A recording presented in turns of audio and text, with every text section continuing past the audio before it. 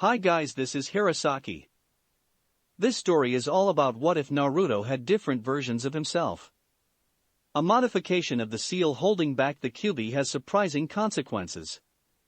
When each choice brings about a new world, what will happen when different possibilities collide?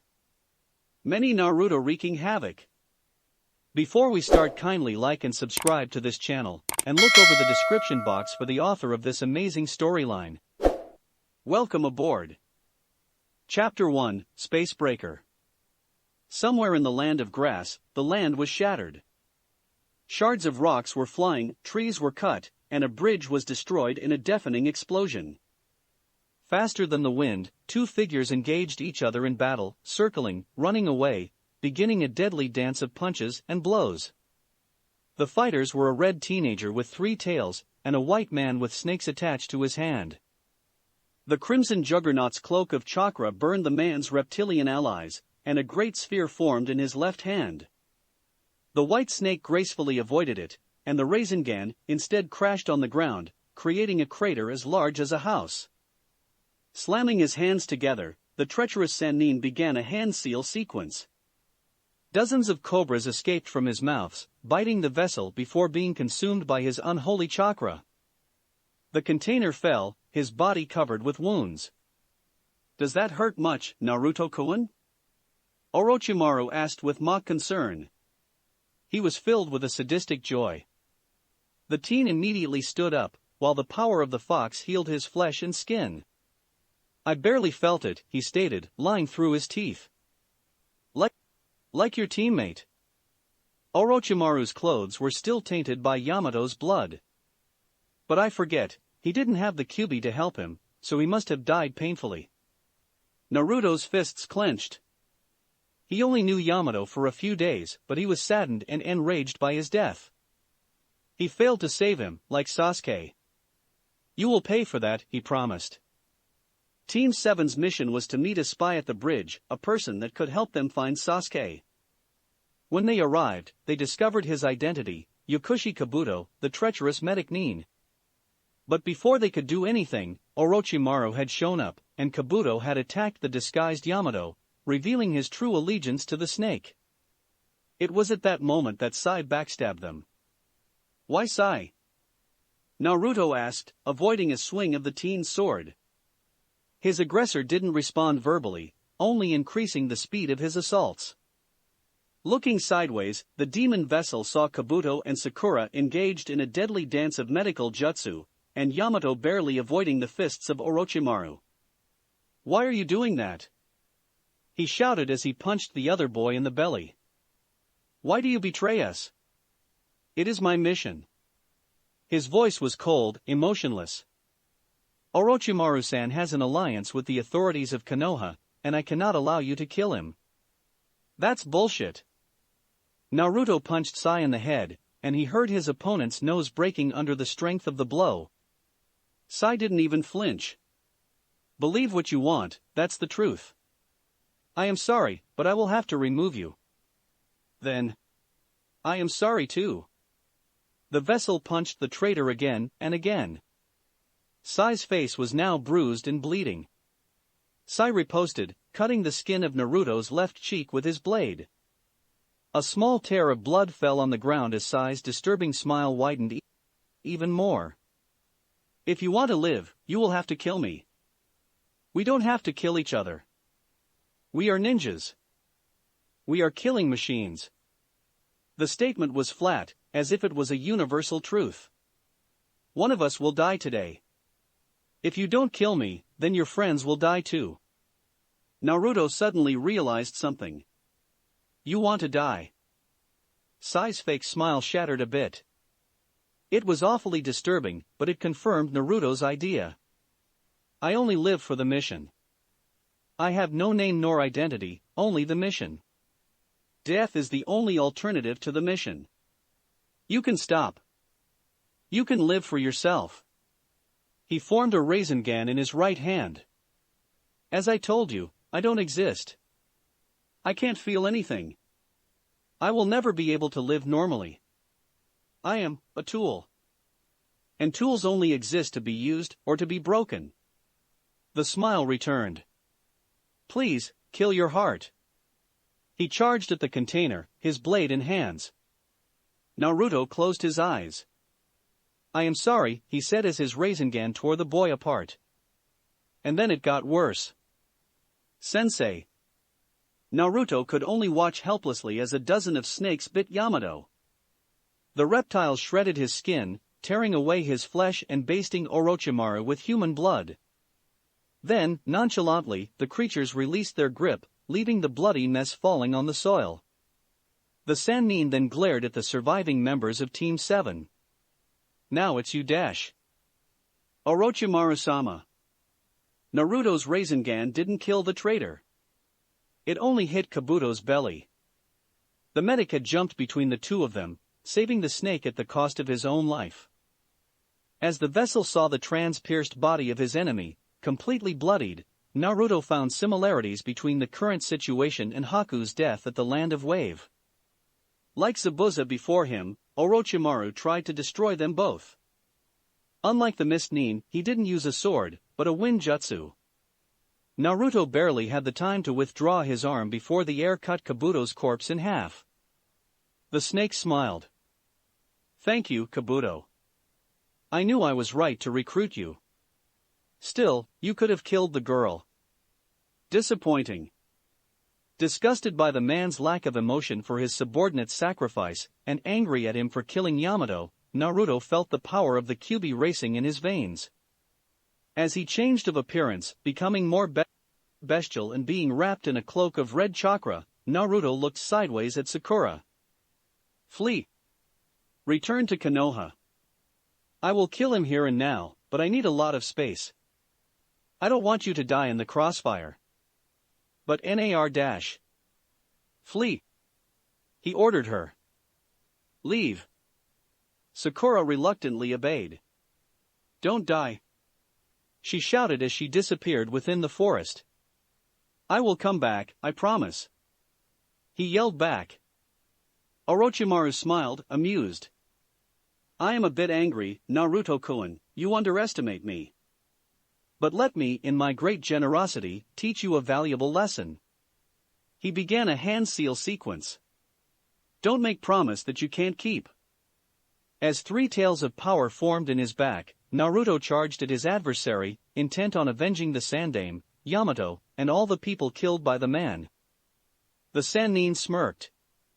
Always so strong, so courageous, even in the face of your own failures.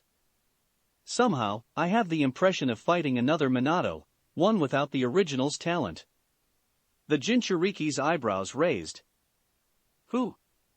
He wondered why did he ask. Sakura's life depended on him, and he had to stay focused. The man's vicious smirk widened. What, Jiraiya didn't tell you? He sneered. But it is not like he taught you anything valuable. Naruto gritted his teeth. The snake was trying to anger him, he knew that, so he tried to calm himself. He had learnt long ago that his hot-blooded nature had only brought him problems. While preparing himself to attack, he decided to answer to his enemy. He taught me many things. The Sannin laughed. It was neither psychotic nor ironical. Simply honest. Naruto was completely taken aback by this reaction. What? A big sphere of chakra? Chakra? How to summon toads? Seriously, what did you learn during these last 3 years? How to make a bigger Rasengan? The three tails of chakra behind Naruto stopped to move as he stiffened. He hated to admit it, but the Sannin was right. As he failed to find an adequate answer, the snake continued to mock him.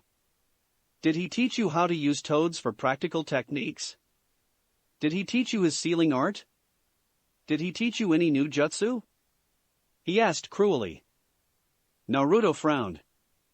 He taught me how to use the Kyuubi's chakra. No. The Sannin smiled. This power isn't yours. The fox is only loaning it to you, while killing you from within. Naruto's surprise must have shown on his face, because the traitor decided to explain himself. Aren't you aware of the price of this chakra? It's breaking down your body, shortening your life expectancy. You must have lost, 15 years of your life during your training with Jiraiya. And let's not talk about how many times you used that power during your battles. You will be lucky if you reach 60. Naruto closed his fists. It wasn't true, it wasn't true. You must have already felt it before. That suffering, that comes when this red energy fades away. It is only a shard of the existence that awaits you as Konoha's sacrifice. That's not true. Naruto shouted. Tsunade Tsunade lies to you. Orochimaru responded. If she wanted you to be strong, you would already be able to compete with me without the fox. With the power of the Kage Bunshin, your path could have been one of greatness. The power to learn everything, to assimilate the knowledge thousands of your copies have collected? He glared at Naruto. That power, I have looked for it, killed for it, and you and only you could have used it to its full potential. He walks in circle around Naruto, immediately on his guards. What are you talking about? Naruto asked, more and more confused. The man was lying, he knew that, but he seemed so honest. Still, his eyes followed his nemesis' every move. The snake's eyes transformed into two pits of hatred and scorn. You never found out? The memories of a Kagebushin always return to the original. If you had created thousands of clones, made them practice hundreds of techniques, during the last 3 years, then you would have been a credible challenger, and not a banal child dependent on the power of a treacherous demon. The lie was, no. No, it wasn't a lie, he realized. It was the truth. All the times he had vivid memories of 100 of death, of Gaara's sand crushing him, of that bone freak's deadly attacks. And do you know that the Rasengan is incomplete? That elemental manipulation could have finished it? But excuse me, I forget, you don't even know what elemental manipulation is, don't you? Too bad, Sasuke knows. Jiraiya knows. Kakashi knows. I know. Even your friends must know. You're nothing more than a red chakra pump. Konoha kept you on leash, stained your growth, and weakened you. Lies. Lies. Lies. Lies. Lies. Lies. Lies. Lee. But then, they acted the same with your mother, so I can understand. Naruto froze. That proud lady of the whirlpool, so strong, so active, so hated. Orochimaru shouted with an insane glee. The previous Kyuubi's vessel. Restrained by Konoha, weakened, cast aside, until your father saved her from her misery. You. He was lying, you knew my parents. Every ninja in this rotten place knew them. The Sannin spat. The Sandaime, their protector, Kakashi, your father's student, he smiled cruelly, Jiraiya, your godfather. Rage filled Naruto's heart, and the Kyuubi's voice roared for blood and destruction in his mind. You are Lyi-. Pain raced through his body, as a sword erupted from the snake's mouth, trans-piercing his thorax. Rage became insane hatred, and the Kyuubi's chakra intensified. Naruto's skin was torn away as blood and demonic energy fused to create an unholy scarlet armor. As a fourth tail formed behind him, and as he took the appearance of a miniature demon fox, the boy struggled to maintain control over his body. Let me kill him, the Kyuubi's voice said in his mind. Let me take care of him. That power is not your own. Orochimaru withdrew the Kusanagi of his opponent's body and this time, tried to behead him with an elegant swing of his blade. The composite being's neck stopped the blade like a rock. One of the tails smashed the Sannin, burning the lower half of his body. However, it wasn't enough as a second, fully healed Orochimaru emerged from his older self's mouth. The Sandaime never believed in you. The Sannin taunted. He pretended to love you but did nothing to help you reach your full potential. You think it is the first time the old fool has done that? Then why do you think I deserted Konoha? He tried to restrain all those who could surpass him. Before the struggling spirit of Naruto could respond, the snake's fingers wrapped themselves with purple flames. And without limits, my power now surpasses the Kyuubi itself. He opened his palm, and then touched the transformed Naruto's belly. The container fell on the floor immediately, his scream resonating through the entire battlefield. No word precise enough to describe what the teen felt at that moment existed in this word. Pain was far too weak, and torture an understatement. In an instant, the power flowing in Naruto's veins left, giving way to the greatest dolor imaginable. He felt all of his body burning from the inside. The Kyuubi's coherent spirit was shattered instantly, leaving only his unrestrained hatred and chaotic memories instead. The worst thing was that the red chakra was still leaking from the seal, but without any will to direct it. The wild power shredded Naruto's chakra coils while healing them, filled his mind with terrifying images of slaughter and misery. But despite all his hatred and malice, the Kyuubi discovered this day that even his evil couldn't overcome the sheer determination and willpower of his container. Naruto, despite the pain, remained sane and aware of his surroundings. But as he saw Orochimaru gleefully enjoying his victim's situation with a sadistic smirk, the blonde teen also saw images of his past behind his enemy. The day he learned to tree walk, the day he met Jiraiya, the day he finished the Rasengan. "They taught me," he muttered. "They taught you the basics." Orochimaru's voice was soft and friendly. Naruto could have mistaken his tone for one of kindness, but he was painfully aware that the Sannin was simply delighted to hurt him even more. Kakashi taught Sasuke his best jutsu. During these 3 years, while I have taught Sasuke Kenjutsu, sealing, practical summoning, Genjutsu, dozens of jutsu, advanced taijutsu and elemental manipulation. Jiraiya has only corrected some of the flaws in your taijutsu, taught you how to make a bigger Rasengan, and how to ask the fox for chakra. That is all. He lowered his head to lock eyes with his victim. Because of the Sandame's and Tsunade's orders. Because your village did not believe in you. Because you were not meant to be a ninja, but a slave. Naruto didn't respond. He wanted to, but he realized it was the truth. The demon vessel was completely self-taught. He had never received help, or never enough. He had never got any real training, only pointers. And he didn't know who his parents were, until Orochimaru told him. Why had he been so naive? Why had he believed they would help him? Why had he loved them? They had lied to him, and he had always known. He realized that, deep down, he had always repressed these thoughts. He wanted their acknowledgement, he wanted them to praise him, and he fell for their false friendship. Orochimaru smirked. But don't worry, you will be avenged. As soon as I take over Sasuke's body, I will attack Konoha again, and burn it to the ground, after I kill your girlfriend, of course. Somehow, Naruto, hearing these words, found the strength to move. He punched the snake in the face. Orochimaru was catapulted backward, hitting a tree and breaking it.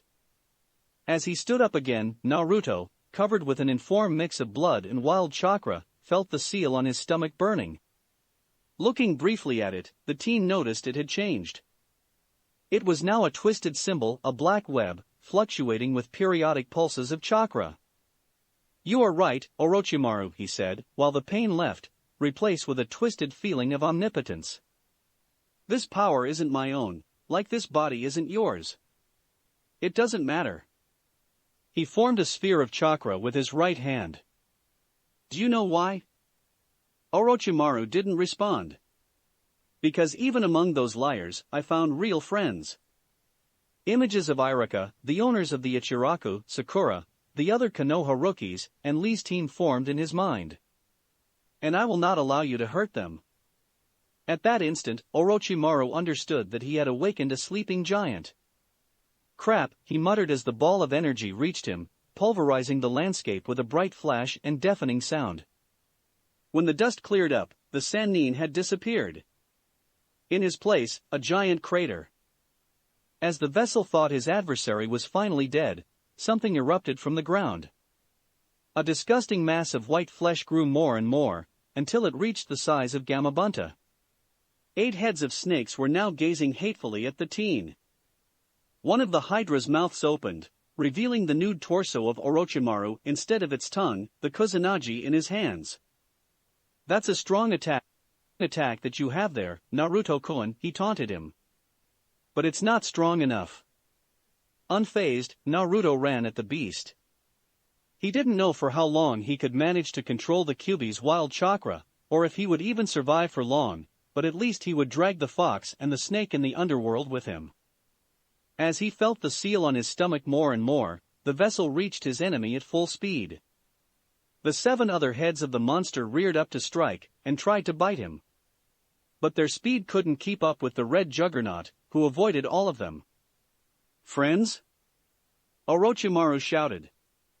"That's your reason to fight? Open your eyes. Your friends are dragging you down to their level, restraining your potential." Jumping, Naruto soon found himself flying at Orochimaru himself. "They are chains." The Sannin snarled as he moved his weapon. Naruto didn't avoid the stab. Instead, he used the opportunity to grab the man's head with his chakra-charged hands. The blade did penetrate through the wild, chaotic chakra cloak, piercing his left shoulder, but Naruto did not care. His fingers burned Orochimaru's flesh, making him scream with pain. "If my life was a lie." The container rasped, with a deep, hollow voice as swirling winds of red chakra enveloped him, and his nemesis both. "If everything I did was for nothing, if everything I believed in was an illusion, then nothing matters anymore. I don't care if I die here. I'm taking you with me, Orochimaru." The seal on his stomach fluctuated, changed, and space itself twisted into a black hole. "No," Orochimaru screamed desperately, as the void consumed his hydra's body, "I will not die here. I will reach eternity and become omniscient. The eyes of your friend will be mine, everything will be mine. I am Orochimaru of the Sannin, the necromancer, the Sandame's killer, and I will not be defeated." Flesh became dust, blood became gas, and the immortal Sannin was swallowed into nothingness. "I am Orochimaru. And my will be done." The Sannin's last words resonated in Naruto's head as he saw him disappear before him. Only the Kusanagi sword, now in his hands, was the proof that Orochimaru even existed. The whole had consumed him completely, like an ogre. The world was breaking down. Powerful rays of light swarmed Naruto, as his surroundings were erased from existence. A crimson wind of chakra enveloped him, and he sensed the seal burning away his skin.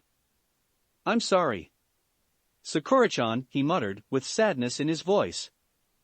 "You will have to save Sasuke without me." A second later, he found himself lying on a street, under a clouded sky. "Hey!" He kept his eyes closed. "Hey, wake up!" The girly voice shrieked. "Wake up!"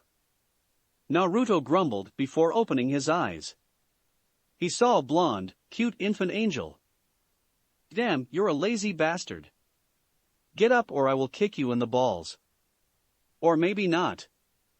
Naruto gritted his teeth. "What do you want?"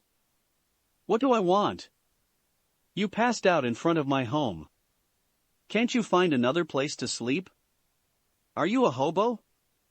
Naruto reddened at the accusation. "I am not a hobo. I am a ninja." "Really?" she asked, surprised. Then she noticed his headband. "Oh, sorry, are you a hobo ninja?" He immediately stood up, with a mask of anger over his face. "I am not a hobo, damn it. I am a genin of Konoha." The girl took a step back, terrified, and Naruto suddenly noticed he was still carrying the Kusanagi in his left hand. He immediately softened up. "Sorry, I didn't want to scare you. I am in quite a bad mood." He didn't know how, but he had survived. Well, he was tired as hell, bruised, and his clothes were shredded at some places. But at least, Naruto was alive. He didn't know where he was, but it certainly wasn't the battlefield where he just killed Orochimaru. Perhaps had he been summoned? Teleported somewhere by the unleashed power? The teen would have to look at the seal to check it out. The girl accepted his excuses with a nod. She was Konohamaru's age, had long, blonde hair, and beautiful blue eyes. She had strange marks on her cheeks, and was wearing an orange vest and pants. She looked like a younger version of his female transformation. As much as he was pleased to see someone wearing the best color ever, he had more important things to do. First and foremost, he had to check up if Sakura had survived. Secondly, he had to interrogate his teachers on Orochimaru's revelations. As much as he was loath to admit it, the monster did have a point, and if his mother really was the previous container of the Kyuubi, then he had to know. Thirdly, he had to warn Tsunade about Sai's treachery. And finally, he had to show Jiraiya the seal on his stomach. Well, he said to the girl. Can you tell me where I am exactly? She frowned at him. Naruto knew this look well. Are you stupid was written all over her face. In Konoha. The southern district, to be more precise. So, he was near his home. And in Konoha itself? Was it fate that transported him there? Looking at his surroundings, Naruto found that, yes, he was in front of his home. He saw the Hokage Tower standing far away from them, and the 4 village leaders watching over the town. The teen blinked. 4? Where is the Godame's face? The girl smiled. Godame? I know Sandame Gigi is old, but he did not kick the bucket yet. And if you want to see the future Godame, then here I am for you. She pointed her finger at her face. Still confused, the vessel stared dumbly at the girl. Who are you? Me? She grinned. I'm gonna be the future's first female Hokage ever, the great Naruto Uzumaki. Shock spread over Naruto's face. It was definitely a crazy place. It was Konoha. The districts were the same, and with the exception of the missing head of Tsunade, everything was identical to the original village, down to the last house. But the Sandame was alive. The oldest of all Hokages wasn't dead and buried, killed by his own favored student. And the townsfolk were different. Younger. First and foremost, he saw some of his friends, the other rookie 9. And they were the same age as Konohamaru. He saw Shikamaru and Chuji eating on the top of a building. He watched Sasuke training at his empty compound. Heck, he even observed Kiba taking Akamaru on a walk. The dog was now a puppy, adorable, but not an adult, like in Naruto's Konoha. Finally, there was one last little problem. So, Hobo-san? What are doing exactly? You're on a walk. The girl followed him everywhere. Like Konohamaru. Though if she was who he thought she was, then it was expected of her to seek the company of a person that didn't ignore or threaten her. He sighed. I am not a hobo. Yeah, right, she snorted sarcastically. What's your name, actually? I gave you mine. Outwardly, Naruto was the very picture of calm, inwardly, he was a nervous wreck. He thought about what kind of name he could give, and then found one. Sai. Sai. He nodded. That's a nice name. Yeah, Naruto said. Naruko is a nice name too. It was completely lame, but it had a strange consequence. The girl's smile widened hugely. It was a normal smile. Not the false one she was always showing to the world. Thank you, mister. It's nothing. He stiffened. The vessel looked at the top of a building, but saw nothing. Strangely, he had the feeling that someone was watching them. He gave his kindest smile to the little girl. You know what, Naruko, I am a bit hungry. Do you know a good restaurant? Yes. She was almost jumping in place. It's the Ichiraka ramen stand, and Ayam-chan and Tuchi Gigi sell the best ramen in the world. Naruto nodded. Another clue. You know what, I'm feeling generous today. Do you want a meal? She stared at him with an odd expression. Seriously? Yeah. She stayed silent a moment. And then. You're the best hobo ever. The ANBU gritted his teeth. He knows we are observing him. You're sure, dog? Yugogo Yuzuki asked her senpai. The man nodded. For a young man of his age, he has good instincts. He doesn't show it, but he is on his guard. What do we do then? He mustn't know we are following him and Naruto. Use a genjutsu to mask your presence. Okay. She stared at the teen. Who is he? I don't know, dog answered honestly. But if nobody except us noticed his presence, then the barrier is ineffective and our guards useless. If he works for an enemy village, then we're in big trouble. He seems interested in Naruto. Do you think he is aware of her condition? I hope he does not, he said. I really do. Ichiraku's was the same place that he remembered. Well, Ayam was a little younger, but the only disturbing thing was the color of her skin. To be this red, was she ill? And for once, the villagers weren't glaring at him, but at Naruto. The first time he had noticed this behavior, he locked eyes with the girl. That dead look on her face was the same that he had worn himself during his childhood, before he met his friends. And what about the dread in her gaze, when she had stared back at him? She was obviously afraid he would reject her. Instead, he had glared back at the villagers. It must have been disturbing for them, to see a teen with the demon girl, if he heard them well. But they quickly decided to focus on other, more important matters.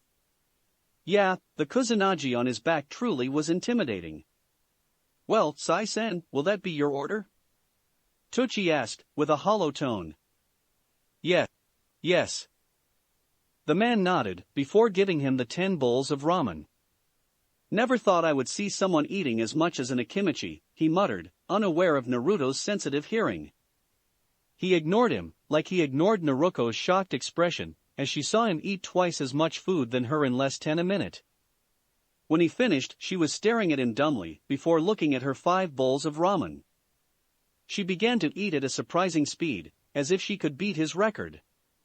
Tochi kept his laugh in check, and Ayam only had eyes for Naruto. The mysterious observers seemed to have disappeared. So, Sai-san, she asked with a predatory look. I never saw you in Konoha. Where were you hiding? It was time for Naruto to invent a believable lie. It does not surprise me you don't know me, since I never stay in town for long. I prefer to go out in the field. Your missions must be important. It depends. They go from protect this man to save that cat. More the former than the latter, but it happens. The teen noticed that Naruto had stopped eating, and was now looking sideways at him. Ayam kept her look. Naruto found it creepy. And your team? Perhaps I know them? He smiled. I doubt it. Haku-san is too shy to talk to anyone outside of the group, Zabu-san is an asocial jerk, and Yamato-sensei is one of the most private people around. I would be surprised if someone other than the Hokage knew we exist. She nodded, and strangely enough, her face reddened even more. She closed her eyes, and seemed absorbed in deep thought. And then she tried to close the distance between them. A secret team with a lot of missions. You must be a very competent ninja. She was now sitting 1 meter away from him. Okay, what was wrong with her? Why was she acting so? And I like competent men. Was she hitting on him? Well, I am quite capable in a fight, yes, he said. As he saw Ayam blink, Naruto hesitated. What could he do to stop the inevitable flirting scene? Fortunately, his guardian angel came in the form of a bratty girl. Really? She shouted as she put herself between the two teens, much to Ayam's displeasure. Can you teach me an awesome technique? Yes. Oh, come on, she stopped talking. You accept? Why shouldn't I? He asked. She seemed at a loss for words. It's just that. I never. She stared at him with awe. I don't know what to say. Then say nothing, he said. But aren't you in the academy? Why don't you ask the teachers for help instead? She bit her lower lip. They don't like me. They never help me. Another clue. Then I will, he told her. You promise? She asked expectantly. He smiled. Of course, Naruto-chan. Was looking at them with awe. Much to his displeasure, Naruto understood it only made him much more awesome than he already was in her mind. Naruto did not care. Then, why not tomorrow morning, boss? Unknown to Naruto decided to follow her. Hiding on the top of a building, the vessel stared at the young girl as she returned home. In his apartment, to be precise. As much as he knew that it was creepy and just plain wrong to stalk a child, he felt he had to watch over her. Naruto's suspicions were now confirmed. He had no doubts about her identity anymore. Yet, he still couldn't believe the all but stated truth. She was another himself. What had happened? What force sent him in a world where he was a girl and not a boy? Was it a powerful genjutsu? A trick? He doubted it, since the level of detail was far too high for an illusion, and its creator couldn't have known about unimportant things like Ichiraku's or the habits of the other genin. Except the Kyuubi. Taking away his jacket, Naruto channeled his chakra to his belly and stared at the appearing seal. It was a total mess. The seal now looked like a spider's web, with 9 circles inside of it. 9 spirals were enclosed by them. And in the center of the web, a form that looked disturbingly like an eye. The form of the web seemed to change. It was moving like a living creature. Closing his eyes, Naruto entered his mind. When he arrived, he discovered it wasn't the same sewer anymore. His mindscape had changed. The water wasn't troubled, but as clear as crystal. The corridors now looked like they were made of the purest steel, and were now illuminated, no longer dark and gloomy. Kyuubi! Naruto shouted. But he didn't get any answer. It was at this moment that he saw the Kyuubi's cage. It was a spider's web now. A web of dark metal, constantly shifting and transforming. 9 spheres of crystal were trapped by the construct, and Naruto could see a red light inside of them. And in the center of the whole thing, another sphere. But inside of it, he could only see deep darkness. Between the threads, the teen saw strange mirrors, filled with blurry images. Approaching, Naruto touched one of them. The images soon became clearer. He viewed himself. He watched a younger clone of him, at a hospital, healing a wounded Sasuke with medical jutsu. Disturbed, Naruto looked into another mirror. This time, he saw another himself summoning snakes, under the gaze of Orochimaru. In another mirror, he was wearing orange armor and locked in a sword fight against an enraged Zabuza. In another, he was training alongside Sasuke and Itachi, his Sharingan observing Itachi's masterful accuracy with kunai. In another, he was wearing a black suit and dancing with Hinata under strange, multicolored lights. In another, he was smiling as he set a village on fire, killing everyone in the vicinity, before being challenged by a blind Sasuke. In another, he was commanding the trees and plants, under the kind stares of Tsunade and Shizune. In another, he was wearing an Akatsuki cloak and fighting against an adult Gaara alongside Deidara. In another world, he was in the middle of a genjutsu battle with Itachi Uchiha himself. And it continued, ad infinitum. In one mirror he was a hero, in another a monster. He saw himself as the greatest of all warriors, and the weakest of all civilians. Naruto watched images showing him training under the Sandaime, Kurenai, Itachi, and many more.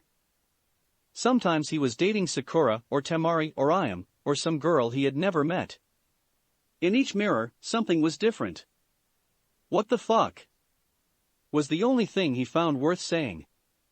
The Sandaime Hokage was calmly reading Jiraiya's reports about a mysterious organization when he sensed a chakra signature in the vicinity. Looking up, the old man noticed the ANBU with a dog mask in front of him. "What is it, Kakashi?" he asked. The younger ninja removed his mask, revealing his handsome face and his mismatched eyes. His Sharingan's 3 tomos were swirling. "Hokage-sama, I am afraid to say that we have a fake ninja infiltrated in the village." Sarutobi frowned. "A spy?" "I don't know, but he seems to be interested in Naruto." The old man's eyes widened. "Explain me everything in detail."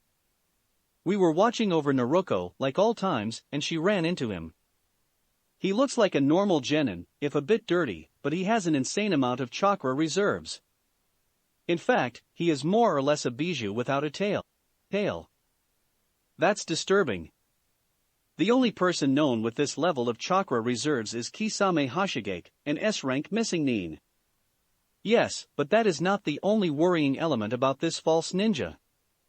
It's his weapon." Kakashi stopped. "The last time I saw it, this sword was in the hands of one of your students." "The Kusanagi?" The Sandaime stood up immediately. "This boy is carrying the Kusanagi?" The ANBU nodded, and Sarutobi scowled. "Hokage-sama, what do we do about him?" "I want 5 ANBU watching him and Naruto at all times. I will warn all the Jounin and ask them to keep an eye on him. If he is related to Orochimaru, then he mustn't be underestimated. If he is Orochimaru in disguise, then we need to take him by surprise. He never cared about collateral damages, and attacking him inside of the village without preparation would be disastrous." "And what about Naruto?" "He promised to train her." Sarutobi's eyes narrowed. Had his student decided to steal the Kyuubi? To take revenge on his teacher through one of the people he cared about the most? "Kakashi, if he tries to corrupt her, if he tries to hurt her, if he tries to capture her, then stop him, no matter the cost." Kakashi nodded gravely. "I will, Hokage-sama." A man was staring at the battlefield, his attention focused on the tiny, little disturbance in space. It was not big enough to warp its surroundings, and almost invisible, but he could sense it. He had observed the fight between the Kyuubi's vessel and the Snake Sannin, and had found it entertaining, the results more than anything. He even forgot about his original goal, to observe Sasuke Uchiha's potential. Instead, he was currently analyzing this incredible thing. It was a portal in space itself. A gate to somewhere else in the cosmos. He had never heard of something like this, so it was probably a completely unique phenomenon. And, if the slight diminution in size that he noticed was of any indication, a very ephemeral one too. What should he do? He would probably never find something like this again, so it was a once-in-a-lifetime opportunity. But was it worth the risk? After a quick debate with himself, he decided that yes, it was. Without the Kyuubi, the plan was ruined, and if there was a slight chance of recuperating the vessel, then he had to take it. Heck, he might even find something interesting on the other side of this portal. The man advanced, and disappeared into the void. Chapter 2, Alternate Reality. It was a normal morning in Konoha. Most people were asleep, Sasuke Uchiha was training alone, and a blonde girl was running in place. "Sai-sensei, what will you teach me?" "How to teleport, how to breath fire, how to fly." Naruto smiled. They were at a special training ground, with some trees and 3 logs. A few stray memories rushed through Naruto's mind, but he ruthlessly repressed them. He would be to Naruto everything Kakashi had not been to him, a mentor, a teacher, a confidant. "I will teach you how to climb on trees." Her face was immediately covered by a disappointed look. "But I already know how to do it." "Like this?" he asked as he began to walk on the bark of one big willow, much to Naruto's amazement.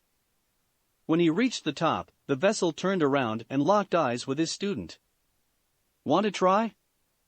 The girl immediately ran, and fell after 3 steps.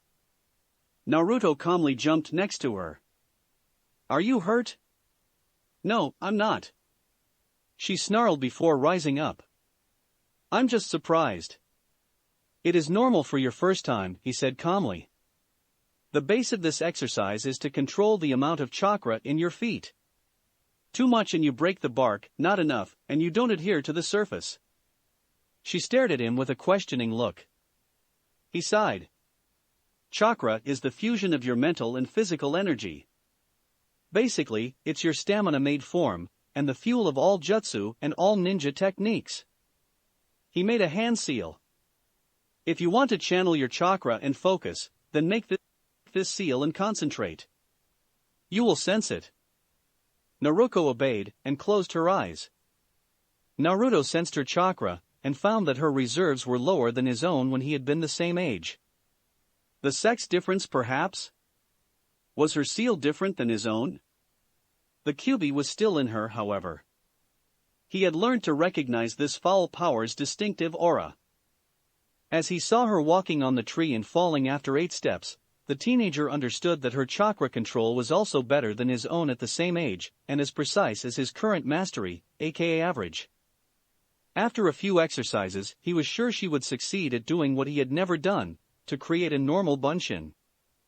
When will you graduate, Naruto? Naruto asked. In a week, she said as she tried the exercise again, this time making 10 steps. And do you feel ready? Of course, I feel ready. She answered. It was a lie, obviously, but it was expected. He had always refused to admit his weaknesses at the same age. Then I won't have to help you with the basics. He knew he was toying with her, but he wanted her to be completely honest with him. It was somewhat hypocritical, since he didn't even give her his name, but he intended to reveal it when she was ready. Naruto found himself wondering if Jiraiya and Kakashi had thought the same thing. That is, if Orochimaru had told the truth and not lied.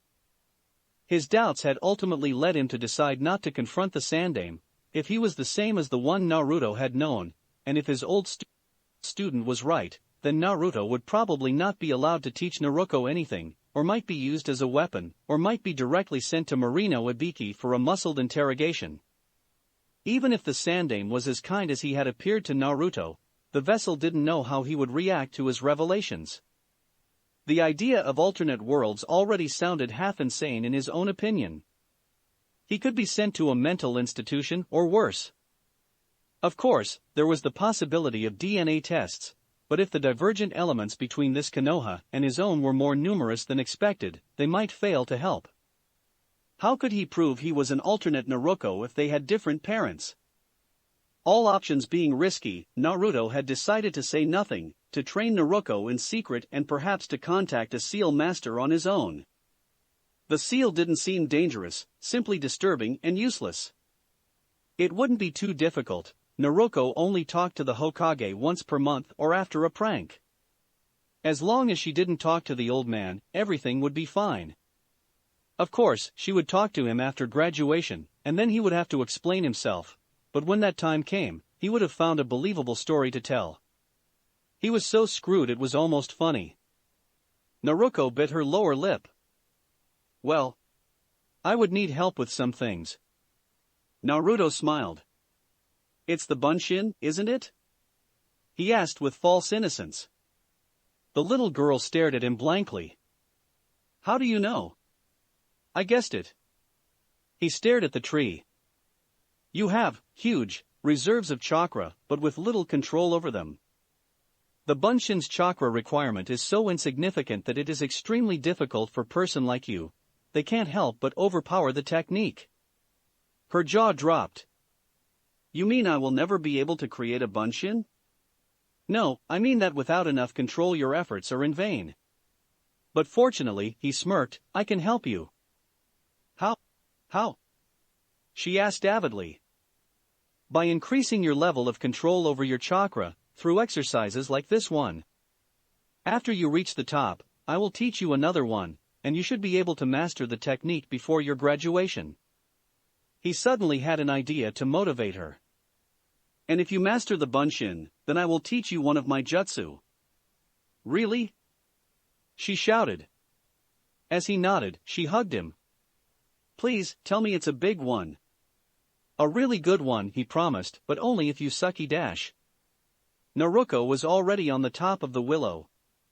For the next exercise, they went to the bathhouse, incognito of course. In Naruto's opinion, the water's temperature was relaxing, and it was one of the places where they would be left alone by Konoha's townsfolk. Nobody wanted to see the demon girl nude.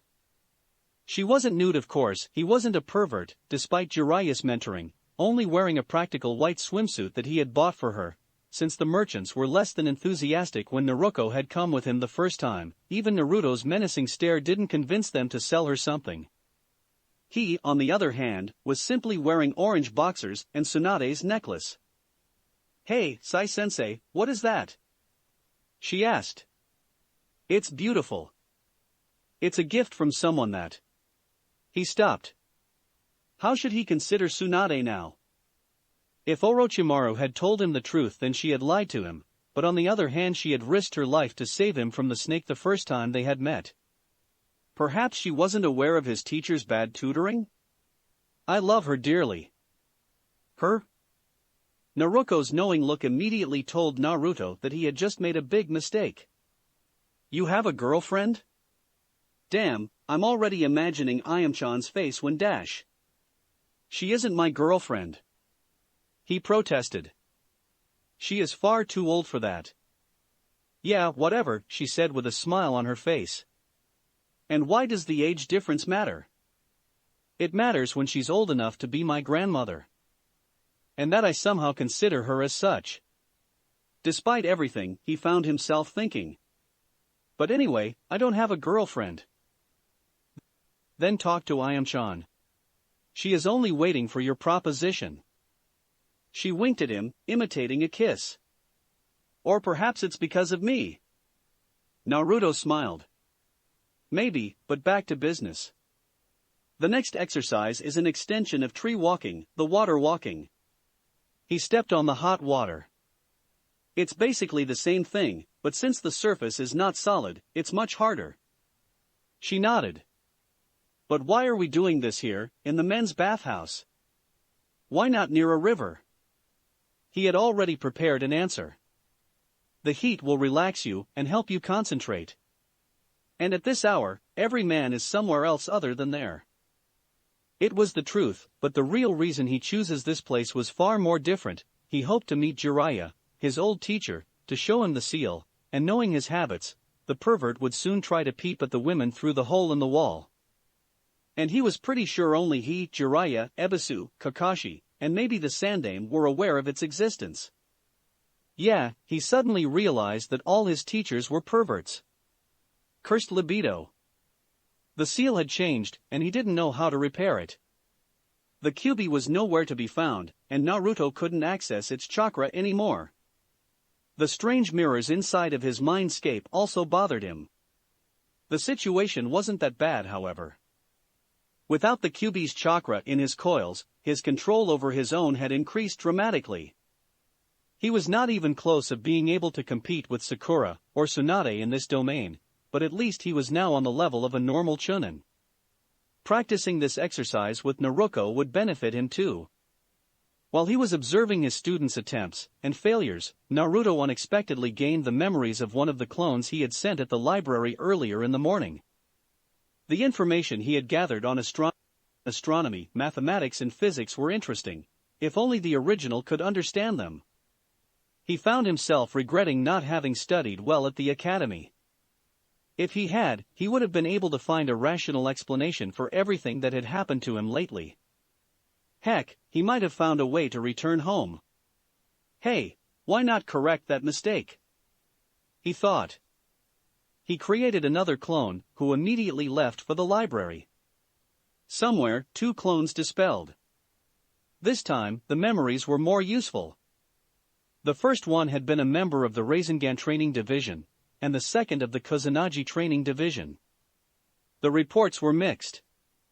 While Naruto was now sure he would be able to use the Rasengan without his clones at the end of the day, 100 of his copies were working at it, so it was only a matter of time. His swordsmanship was the same as before, inexistent. He did find how Orochimaru managed to make the sword grow, a chakra pulse, a discovery one of the clones had paid for with his life when the blade had cut through his head, but without the talent to back up this wonderful technique, the Kusanagi was only useful as a spear. He lacked Orochimaru's proficiency, and it was becoming clearer and clearer for him that without a sword master to teach him, his training was a waste of time. He would have to retrieve the weapon later in the day. Naruto sighed. He briefly wondered where he would find a master willing to train him, until he thought of a solution. The toads. Gamabunta wielded a blade, so maybe another amphibian knew how to use one as well. He had to ask Gamakichi about it. Biting his finger, tasting his own blood, Naruto began the hand seals necessary for the summoning jutsu, before slamming his palm on the ground. Nothing happened. Naruto tried again. And again. And again, until he noticed Naruko's questioning look. He locked eyes with her. I have a little problem. The understatement of the century. One of the only techniques he knew wasn't working anymore. Calming himself, Naruto closed his eyes and thought about the possible reasons behind this disaster. Perhaps his contract with the toads had been severed when he had crossed the barrier between his world and this one. Maybe the distance was simply too great for this jutsu to work? The result was the same, no summons anymore. Naruto repressed a scream of frustration. Why was the universe so intent on messing with him? What is it, boss? Naruto asked him. He sighed.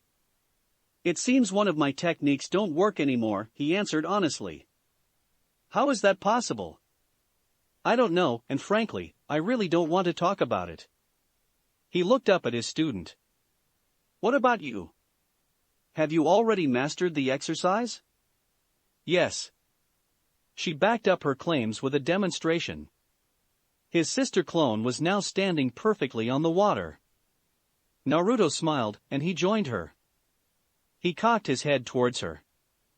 Are you ready for a spar on the water? Of course.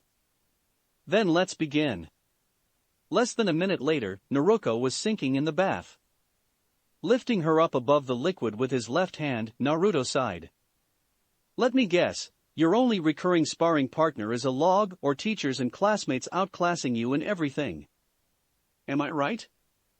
He already knew the answer to his own question, since it had been the same thing with him, but seeing her nod angered the blonde teen. What the fuck was Irika doing in this universe? At least he had corrected him some of the time in his homeworld. Sorry, but your fighting style is full of flaws. You may get killed if you continue to use it. Naruto smirked. We will have to correct that. Winner, Naruto Uzumaki. The girl looked at the limp form in front of her.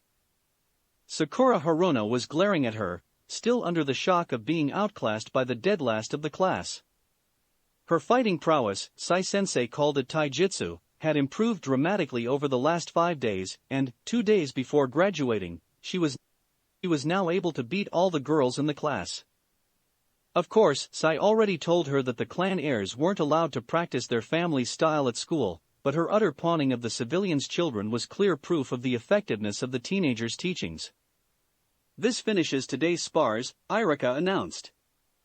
Everyone can return home. As Naruto was about to leave, the teacher put one hand on her shoulder. I want to have a word with you. Naruto frowned. What's the matter, Irika-sensei? Another punishment? But she had won all the fights. It was unjust. Have I done something wrong? No, he replied. But I want to know who taught you that style. She bit her lower lip. Why? And how do you know? I am just a bit curious, the teacher stated. This style is a bit different from the standardized one, so I thought someone trained you in using it. And you confirmed my suspicions. Naruto looked at him strangely. What does it matter? He is a nice guy. Sai-sensei was one of the greatest people she had ever met. He was friendly like Ayam-chan and Tochijiji, kind like the Hokage Jiji, and willing to train her. She would repay him well when she became Hokage. I only want to know who he is. This style is a bastardized, if efficient, version of the Academy one. I have never seen it before. Naruto smirked. I doubt you know him. Sai-sensei is a genin. Who?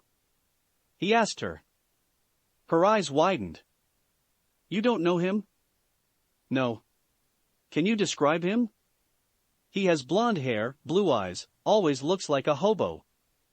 Irika shook his head pensively. I remember all my students, and I don't recall who you are talking about. She bit her lower lip. Perhaps he was in another class? Possible, Irika said. I will do some research. Yeah. But now, if you excuse me, I have to go. The teacher nodded, smiling. Yeah, I'm sure that you're occupied. Well, tell this Sai that his defensive stances are useless when the enemy targets the legs, and that he should protect his head a bit more. His style is ineffective against a fast opponent and... Noticing Naruto's dropped jaw, Irika grinned. What, it's my duty to help my students, especially when they can improve. Naruto was meditating under a tree. He was near the place where he had fought Mizuki in his homeworld. The exercise was meant to increase his chakra control, but he didn't make much progress. In fact, he was more preoccupied with the loss of his summons. His clones didn't find any relevant data, and he was angry. But his experimentations with the Rasengan had worked, and he could now use it without his clones. He also mastered another technique he could teach to Naruto after her graduation. Now, he only had to try the exercises his clones gathered on elemental manipul. Hey! Boss, where are you? Covering his ears, Naruto repressed the urge to yell back at the newcomer. I'm here, Naruto, he said calmly. As soon as she stepped into the clearing, his student immediately hugged him. Sai-sensei, I beat all the girls in my class. He narrowed his eyes. Really? One by one. One after the other. I am truly the best kunoichi of all time. She really is a younger me. I'm very happy to see you succeed. It's the best thing a teacher could wish for. But next time, don't yell at me. It makes everyone in the vicinity aware of your presence. Why is that a bad thing? She questioned him as they ended their brotherly embrace. Because some people might have bad intentions. If the enemy notices you too soon, you're going to be in big trouble. He learned this lesson the hard way at the bridge.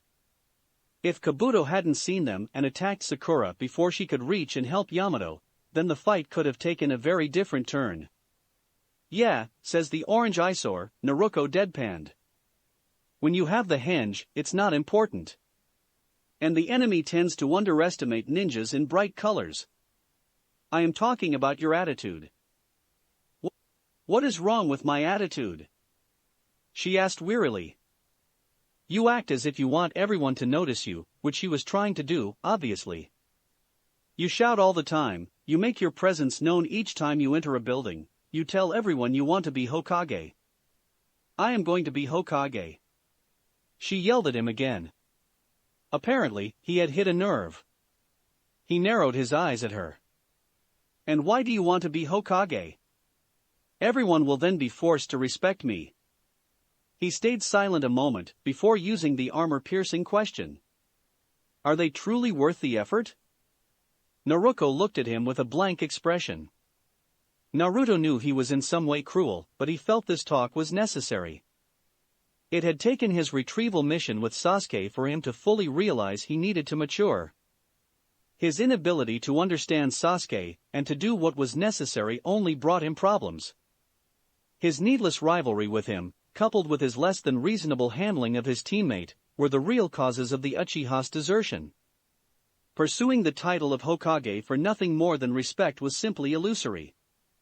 The villagers would respect Naruto only if she acted like a martyr for a decade, and if Orochimaru's rant was the blunt truth, then Naruto didn't need to earn anything. They were indebted to her, and had, and would have, to repay the years of suffering they had inflicted on the other vessel in some way or another. If Naruto truly wanted to follow the path of Hokage, then she had to do it for the right purposes, not because the Sandaime told her to or for perhaps empty words of praise. She needed a good justification. He had returned to Konoha for the same reason he had stood against Orochimaru, to protect the few people he truly loved. And even now, when he saw Naruto treated as badly as he was, by the same people despite the differences between this world and his own, he was still doubtful he had made the right decision. Are you going to work all your life to earn the respect of the people treating you like the scum of the earth? Are you going to forgive the people shunning you for nothing? Hokage won't bring you their acknowledgement. It is their acknowledgement that will bring you the title of Hokage, not the other way around. If you want to be Hokage, you will have to become this town's most respected champion. He stared in the direction of the memorial. If you want to be a hero, then your path will be one of pain and sacrifice. It is only then that your name will be written on this monument, far away from there. Then they will write my name on it, she announced. Only after you died, he stated, and shock spread over Naruto's face. It's a memorial where the names of all the heroes that died for this place are celebrated. If you want acknowledgement, then you will gain it there. He locked eyes with her.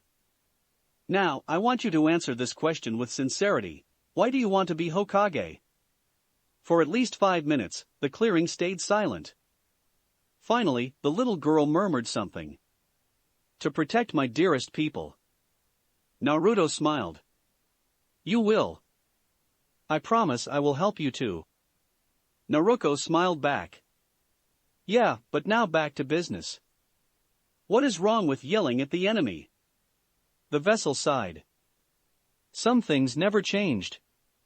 Aren't they cute? Yugogo asked. Dog-senpai? Kakashi was as silent as a rock. He had observed Sai, if that was his real name, and the ANBU was convinced it wasn't and found him disturbing. The sheer number of clones he could make had pretty much confirmed his status as a bijou without a tail, but how could he even know the Kagebunshin? Perhaps Orochimaru had taught it to him, and in this case this genin was surely a high-ranking soldier in the Snake's organization. But he seriously doubted that the Sannin would give the Kusanagi to anyone, even an elite agent. If this was really Orochimaru in disguise, then why was he acting so openly? The Snake knew better than to show his sword in public, or even expose himself at all. Heck, the Orochimaru he knew would never be able to act like a big brother to anyone. Finally, another point truly disturbed the ANBU. This boy knew the Rasengan. Only he, the Sandaime and Jiraiya knew how to use this jutsu. Recreating it was next to impossible without advanced knowledge of the tailed beasts and chakra manipulation. Without Kushina, Minato would never have created this technique at all. Who was this guy? Kakashi, another ANBU asked, why are you acting like that? Is it a cat? Kakashi looked sideways at the 4 agents, tasked with the duo's surveillance. No. I need to go for a walk, he deadpanned, as he stepped in the clearing, much to his partner's annoyance. After a quick search, Kakashi found what he was looking for, some of the boy's hair. Yugogo, would you kindly take this to the hospital? I want to test something. The day before graduation. Naruto channeled her chakra, and made a hand seal. 3 perfect copies of herself appeared in the clearing, all grinning. 1 minute later, a shout resonated in all of Konoha. I did it. I fucking mastered the Bunshin. My felicitations, my student, he complimented her while clapping his hands. True, she could have announced her success without the excess language, but he was willing to let it slide this time. Her joy was simply too pure to be tarnished now. I did it, boss. She screamed as she hugged him. Resting his palms on her shoulders, he smiled. The moment lasted for a moment before they separated. Naruto's face was as red as a tomato. Thank you, Sai-sensei. For everything. His smile didn't waver. It's nothing. No, she said. No, it's not. I wouldn't have been able to do the jutsu without your help, sensei. You have helped me train when almost nobody even wanted to talk to me, and I couldn't have progressed this much without you. She bowed slightly. Thank you, boss. Naruto, touched, returned the gesture. You know, Naruto, I remember something. I promised to teach you a jutsu if you ever mastered the bunshin. She stood up, gazing at him like a hawk. What kind of jutsu? He smirked, before disappearing in a cloud of smoke and silently reappearing behind Naruto. He put a kunai near her neck. Give me your money. He yelled, much to her horror, before laughing and stashing the weapon. Naruto stayed immobile, before awing. Badass. The Shunshin. Quick, efficient, silent. He didn't want to teach her the Kagebunshin, because having Naruto explain to her future Jounin instructor how she got her hands on a forbidden jutsu would be troublesome for them both, and the Rasengan was simply too well known for being taught to a child. He didn't know how the Sandame, Kakashi or Jiraiya would react. Maybe later. He had learned the basics of the Shunshin from books, and the clones had helped him master it very quickly. They had also discovered some ingenious uses of the tree-walking technique, but didn't find any relevant jutsu in the library. All the knowledge about techniques was jealously kept secret by the clans, the village, and the ninjas themselves. The only public jutsu were the basic ones, unfortunately. It took Naruto only 5 hours to master the technique. Her higher chakra control was certainly the cause of this result. You know what, Naruto, he told her. Since your graduation is tomorrow, why not do something special for the occasion? What? He grinned and explained to her his plan. She immediately agreed, a smirk on her face. Yeah, some things never changed. The day of the graduation came. Naruto was ready to pass, and Sai-sensei, after much deliberation, had finally decided to change his wardrobe for something more presentable than half-torn clothes. He was now wearing a black shirt, purple pants, and an orange cloak fully concealing his awesome sword. Naruto wondered why he was doing that, but Sai assured her it was simply to not make people uneasy. The Hokage monument, watching over the town, now had a new face, courtesy of the boss. Naruto's grinning head was staring at the town, much to its citizens' displeasure. How the genin even succeeded in doing something like this in one night was a mystery for Naruto, but he promised to teach her how after her graduation. She was confident, of course.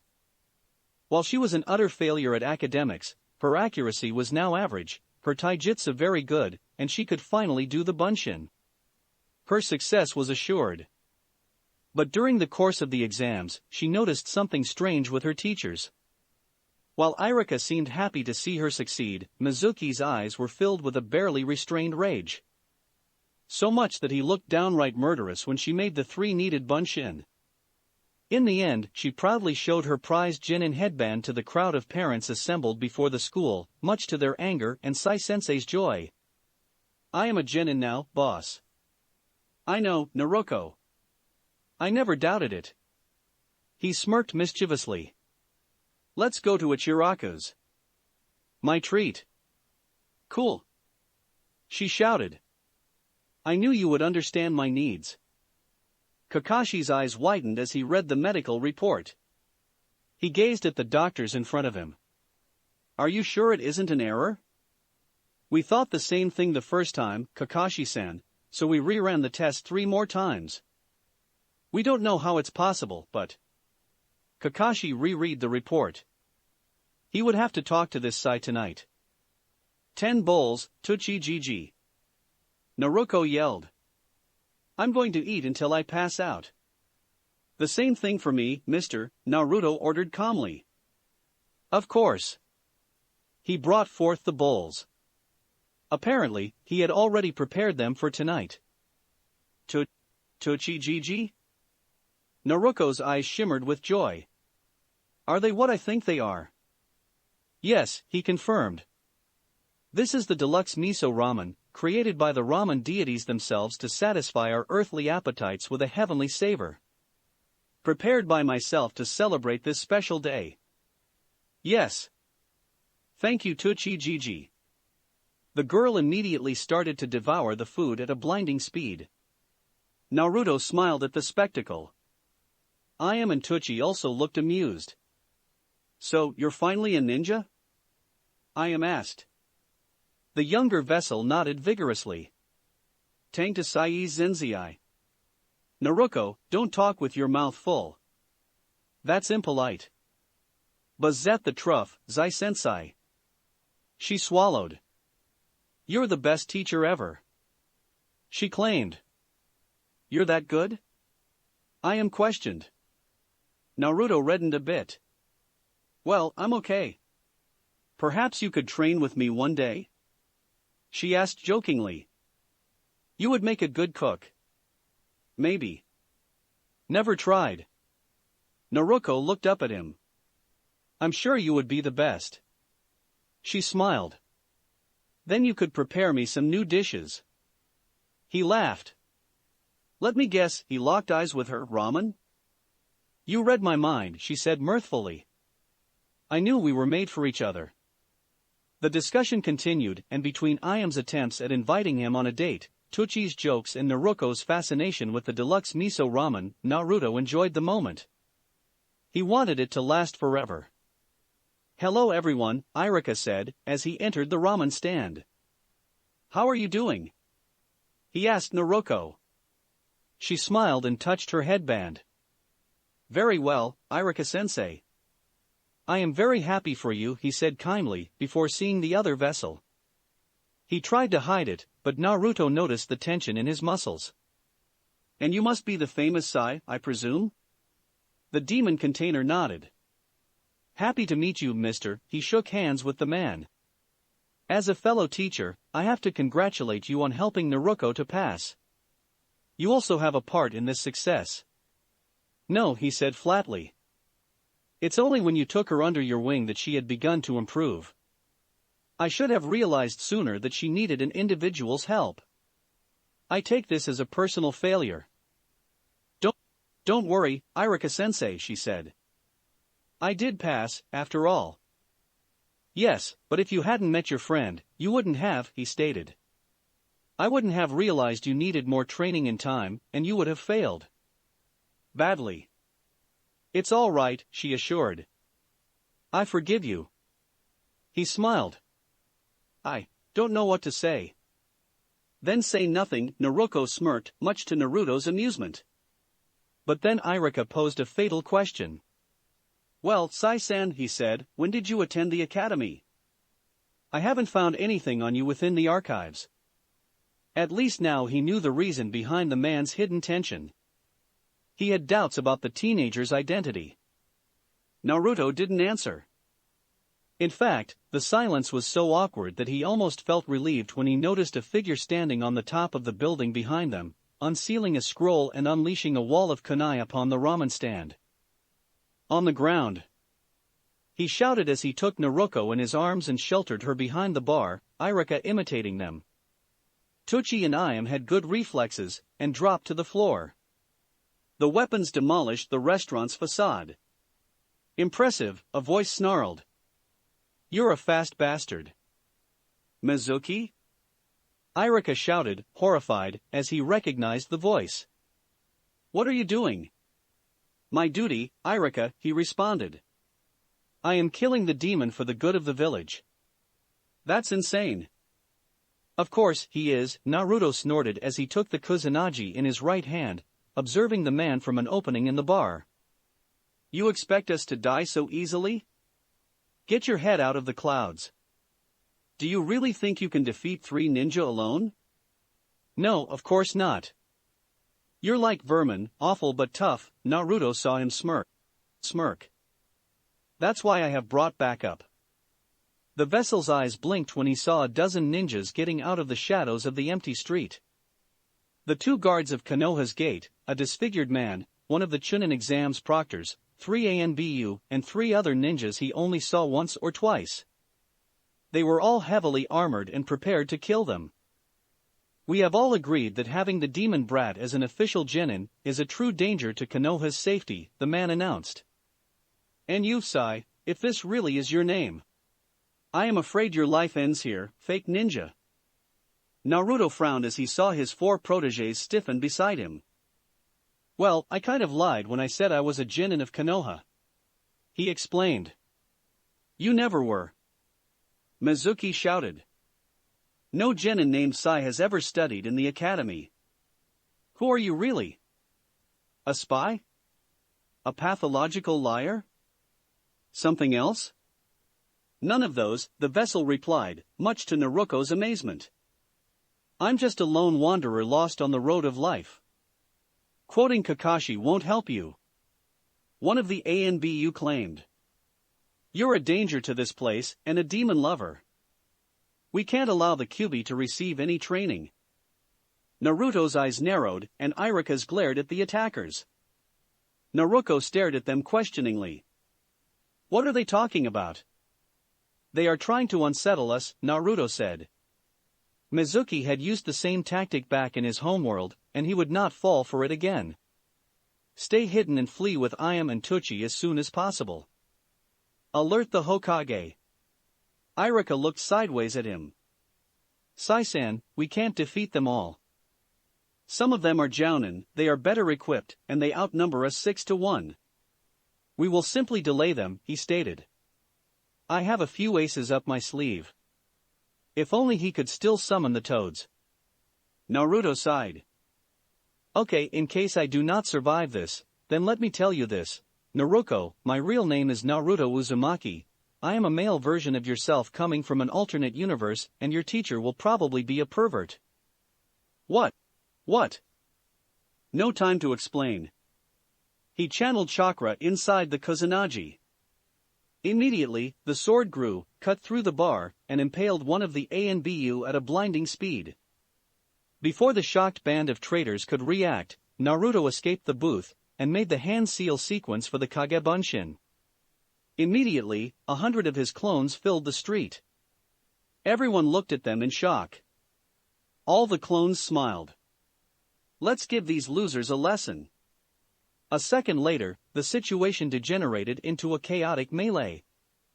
Iruka could only watch mesmerized as he saw the clones of the blonde ganging up on Reidu, and giving him a brutal beatdown. The teacher, thanks to his detection sonar, quickly realized that they weren't normal clones, but solid constructs of chakra. He couldn't find the real one amongst them. Unfortunately, one blow was enough to dissipate them, and the teenagers' fighting style was still flawed.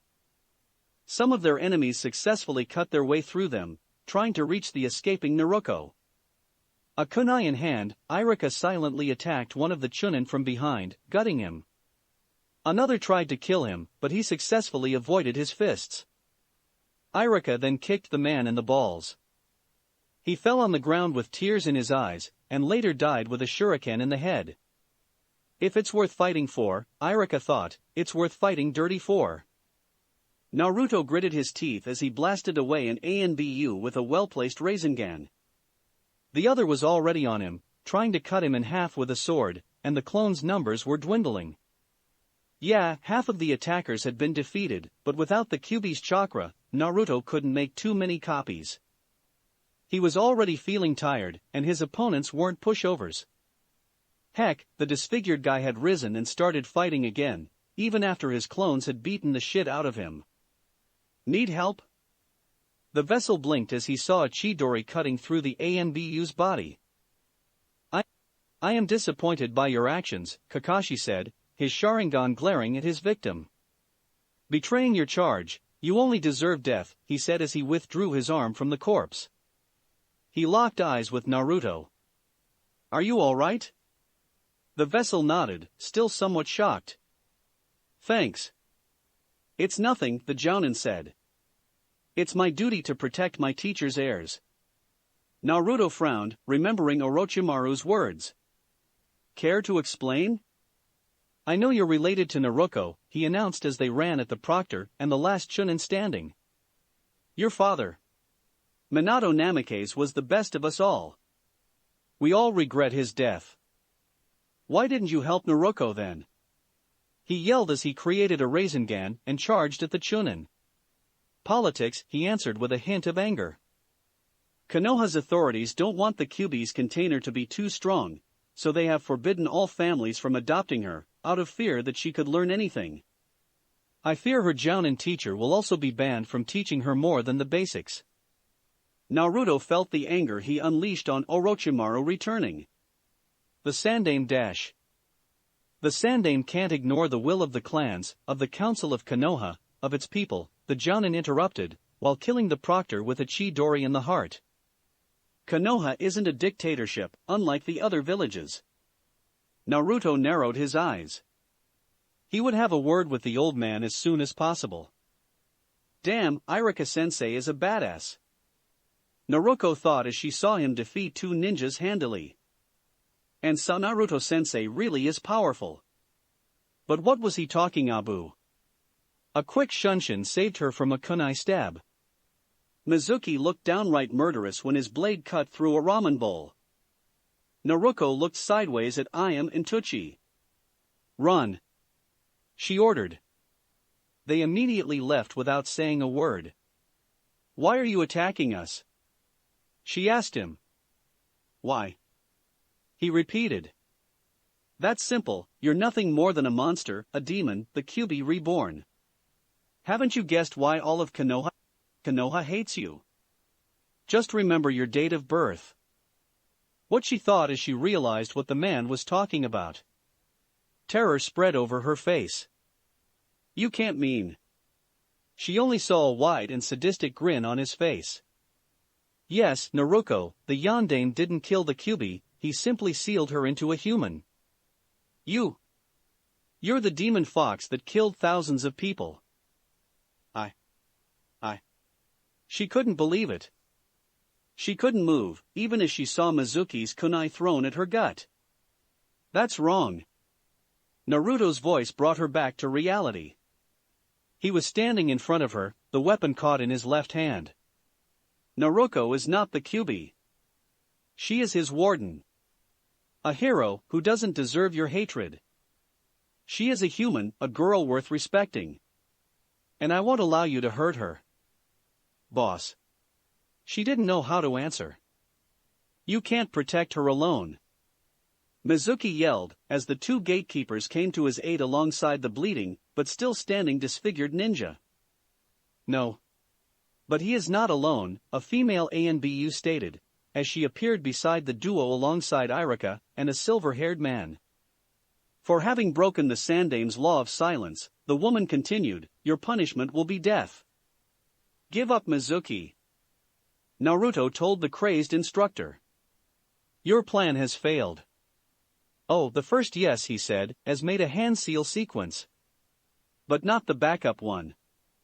The guards attacked the ANBU duo, and the bleeding guy engaged Iruka in a taijutsu battle. A symbol appeared on the ground, enclosing him, Naruto, and Naruto. The girl found herself unable to move. What is this? She asked. A trap. The instructor said, as he tore his shirt apart, revealing 100 explosive tags on his torso. And you are caught within it. Naruto's eyes widened as she saw the teacher explode. In a strange place, 9 spheres began to light up. A web of mirrors moved, and they trembled. Finally, a red light illuminated them, and the picture of a clearing appeared on them. A second later, Naruto and Naruto had simply vanished from the surface of this earth, and a massive blast destroyed the whole street, killing and hurting everyone in the vicinity. A flash of light illuminated a clearing. Sasori found himself looking emotionlessly at 2 blondes lying on the ground, right in front of him. Okay, he said. What happened? In her bed, Yugugo Yuzuki stiffened. Someone was there. She had been hospitalized after tonight's events, covered with burns and mentally broken when she had noticed the distinct chakra signature of a genjutsu. A potent one. First her crushing failure at protecting Naruto, and now an assassin?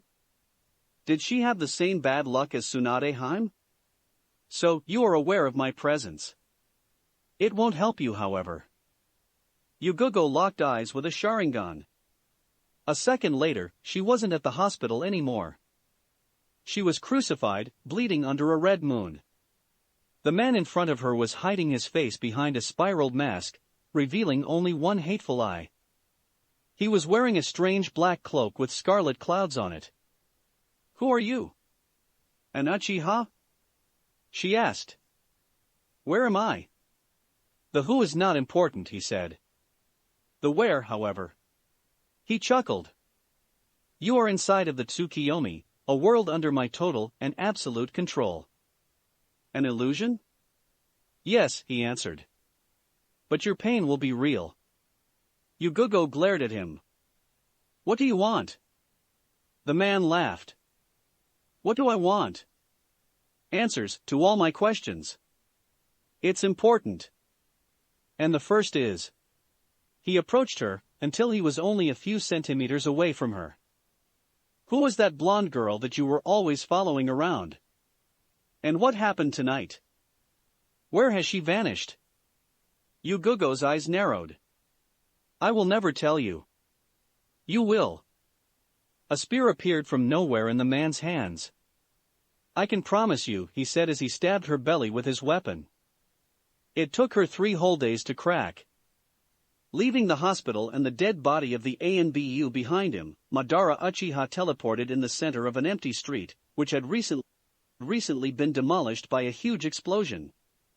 The hole in space had left the very fabric of reality weakened here, and the immortal was confident in his ability to open it again.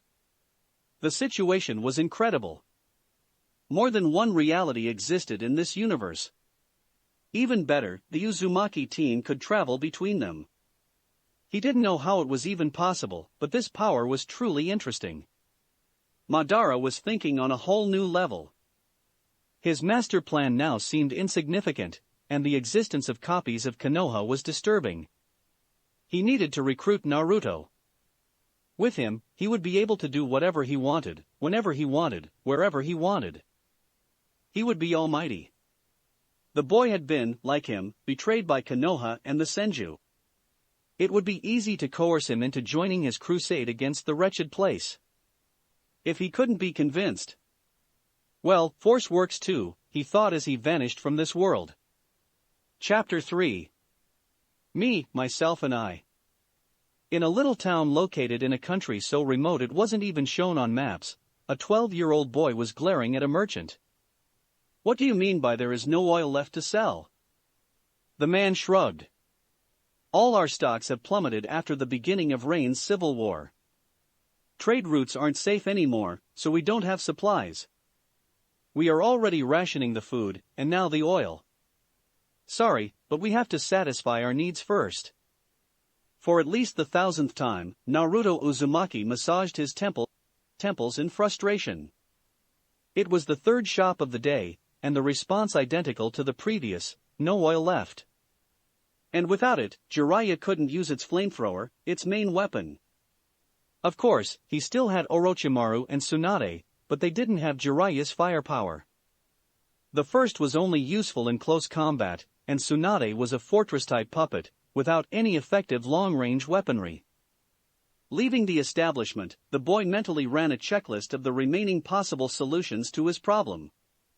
He could try to create his own oil, but it would be a long and difficult process. He could also try to steal it from a local civilian, but that would instantly result in an investigation, the last thing he would want. Sasori and him needed to stay incognito for their job, so the less he attracted attention, the better he would be. Finally, he could try to buy it in the nearest great nation, but since Sasori intended to stay low for a while, Naruto accepted the inevitable. He couldn't use his flamethrower for a long time. Leaving the town, Naruto ran towards Sasori's home. The man had acquired a house in the countryside, where he could practice his art without being either bothered or observed by anyone outside of his inner circle. The only people who visited them occasionally were either Sasori's agents or robbers. The first usually ended up leaving after a short stay, while the second generally finished their lives screaming as they were added to Sasori's collection or Kabuto's guinea pigs. Of course, since most of them were rapists and/or murderers, Naruto didn't feel sorry for them at all. In fact, he would probably experiment on them himself once Sasori taught him how to make his own human puppets. However, the blonde wasn't bothered by them in particular. He could kill hundreds of them without much trouble, but their increasing number was disturbing. Times of trouble were leading people on dark paths, who in turn perpetuated the problems. It was a vicious circle, one that had appeared again after Hanzo's fall, and the end of the hidden reign. No matter how well they try to hide it, the Kyuubi's deep voice resonated in his mind: humans are still animals. They like to kill, to hunt, and to expand their territory. Their reasons always boil down to one: primal instinct. Then why do we have doctors? Why does charity exist? Why did we invent commerce and peace? Your kind invented doctors so they could fight much longer. Charity exists as the carrot of the carrot and stick duo. Commerce establishes a hierarchy between the rich and the poor, between the producer and the consumer. Peace does not exist. Its real name is truce, a time where humans can't continue their eternal war for some reason, and need time before being able to kill again. Face it, if you want a vision of humanity's future, then imagine a man killing another. Forever. Naruto shuddered. The Kyuubi's view of the world wasn't cynical, it was downright depressing. It's the world that is depressing, not I. Your kind is the cancer of this planet, and its cure. The vessel felt almost relieved when he caught sight of Sasori's black house. The place seemed normal, but Naruto was fully aware of the many seals hidden under the ground. Sasori immediately knew when someone entered his property, and he could activate the defenses anytime he wanted. Fortunately, the boy wasn't in the missing Nin's black list, and never had been. Opening the wooden door, Naruto mentally prepared himself for another creepy training session with Kabuto. The medic was a good friend to hang out with, but his fascination with corpses was disturbing, to say the least. Even more when Naruto was helping him. He acted like a child happy at sharing his toys with a comrade. Which he was, by the way. But the time he entered the lounge, he only saw Sasori, sitting on an armchair. The man, looking like a normal, red-headed teenager, was wearing a green shirt and blue pants, an outfit revealing his real nature to all, a living puppet, the ultimate result of the puppeteer's quest for immortality. I was waiting for you, his mentor said calmly, his artificial visage expressionless. Naruto narrowed his eyes. Sasori always kept an ordered schedule, and never diverged from it. When it was time for his student to train with Kabuto, he was starting another activity. He never waited for someone, unless something unforeseen had happened. The vessel sat in another chair, locking eyes with his teacher in the process. For what, may I ask? Sasori smiled. Naruto shuddered. Sasori never smiled, except when he was pulling a prank or celebrating a success. Naruto had the feeling he would soon find himself on the bad end of a twisted joke. We will talk about that later, but I can already tell you this, you will be very surprised. Okay, now the vessel was outright scared. Sasori didn't seem to notice. Did you find what you were looking for? No, he answered. They don't have any stock left for strangers. The man nodded. As expected. One of my agents in AIM has informed me that Konoha has recently decided to support the rebels. IWA has immediately responded by offering its help to the loyalists. Naruto frowned. They are going to start another shinobi war. It wasn't a question. Merely a fact. Yes. Told you peace was simply a synonym for truce. That's insane, Naruto said. Sasori smirked. Once again, Naruto, you mistake war for a mistake, while it is a goal. The stone and the leaf have prepared for this day since the Kyuubi's attack. Out of this war, a superpower will be born. It's a gamble, they win, or they die. No middle ground. He sighed. But war is always good for spy masters like myself. Information is the base of warfare. Naruto narrowed his eyes. Sometimes I regret having followed you. The man stared emotionlessly at his student. Why? He asked, with a hint of surprise in his voice. Oh, you know, the whole immorality of your job, the deceptions, the murders. The ninja world is built on lies and horrors, Sasori stated. Since the beginning of time, man has always sought to justify his actions, even if he had to lie to himself. Morals, good and evil, are simply a question of perspective. They only serve to delude people into thinking that their struggles serve a greater purpose than self-interest. Most humans are cowards and hypocrites, unable to admit the real reason behind their actions, power. Damn, why are all of my friends cynical or pessimistic? Because we are older than you are, the Kyuubi chuckled. You are a fool, unable to see reality. You prefer illusions, since they give you a vague sense of futile importance. Kyuubi. Yes, monkey. Shut up. I don't want to hear you anymore. The demon stayed silent for a few seconds. Idiot. But anyway, Sasori interrupted Naruto's mental conversation. I have found something fascinating in the forest nearby, when I was gathering wood to create a new puppet. What? Naruto asked as he locked eyes with his mentor. Two blondes, the man answered, a teenager and a girl of your age. They are probably brother and sister. Naruto raised his eyebrows. And? Their reserves of chakra are huge, to say the least. In fact, one has more chakra than you. More than any Jinchuriki I have ever seen. Really? Naruto demanded, surprised. He had never seen someone with more chakra than him. He had the Kyuubi's power flowing in his veins, so he doubted that anyone could have more chakra than the vessel of the strongest of all Bijou. Sasori nodded. They appeared in a flash of light, and they were, and still are, comatose.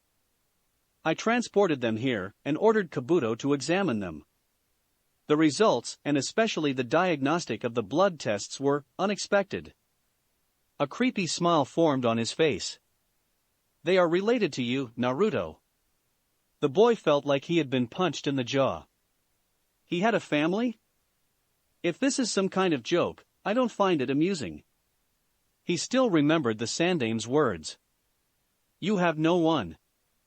My parents are dead, the Uzumaki clan too. I don't have anyone else. Sasori's creepy smile returned, chilling the vessel to the bone. Oh, they are a lot more than mere parents. He rose. Come with me to the laboratory, my student. You will see what I mean. Naruto obeyed, and followed Sasori downstairs. Kabuto's laboratory was rather luminous for an underground complex, though the phosphorescent seals were certainly helping. It was a large basement composed of white rooms, where the scientist could practice some vivisections without bothering his roommates. Entering the doctor's lair, Naruto felt the activation of the disinfectant seals, currently purifying his body. After a short walk, Naruto sensed the strange and unusual unease of the Kyuubi filling his mind. What's wrong? He asked the demon. I don't understand. I have noticed the presence of a Bijou nearby. A strong one. So one of these mysterious strangers is a Jinchuriki. Apparently. But, that's strange, its chakra, looks like mine. Naruto stopped walking, much to Sasori's incomprehension. Care to explain? I can't, vermin. I feel like someone watching his reflection in a mirror. Mirror. A living mirror. Sasori, the Kyuubi is disturbed. He says that one of your guests is a Jinchuriki. The man nodded. She is. She? The Jinchuriki is the girl? Yes. What is her bijou? The nanabai? The nibi? The Kyuubi says its chakra looks like his own. Sasori simply smiled, blatantly ignoring his disciple's questions. He began to walk again, and Naruto followed him. Bastard. The duo reached a small room, with 4 beds. Kabuto, wearing a cyan blouse, was watching over a sleeping teenager, probably 16 years old. A comatose girl, looking like a female version of himself in an ugly orange outfit, was lying on another bed. So, she is the Jinchuriki. What is it? That girl's bijou is as strong as I. Its chakra is the same as my own. The Kyuubi is astonished. Even in his own mouth, it sounded strange. The bijou inside of her is as strong as him. Sasori nodded. Normal, since it's another Kyuubi. What? What? What does that mean? I demand an explanation. Now. Kabuto gave the boy a sheet of paper. This is the result of the blood tests. Naruto read them, and his eyes widened. From the depths of his mind, he could sense the Kyuubi's amazement. Dropping the report, Naruto immediately approached the girl, before raising her shirt. On her belly, the same seal as his own. The shock was so great that he momentarily forgot the fact that he was acting like a pervert.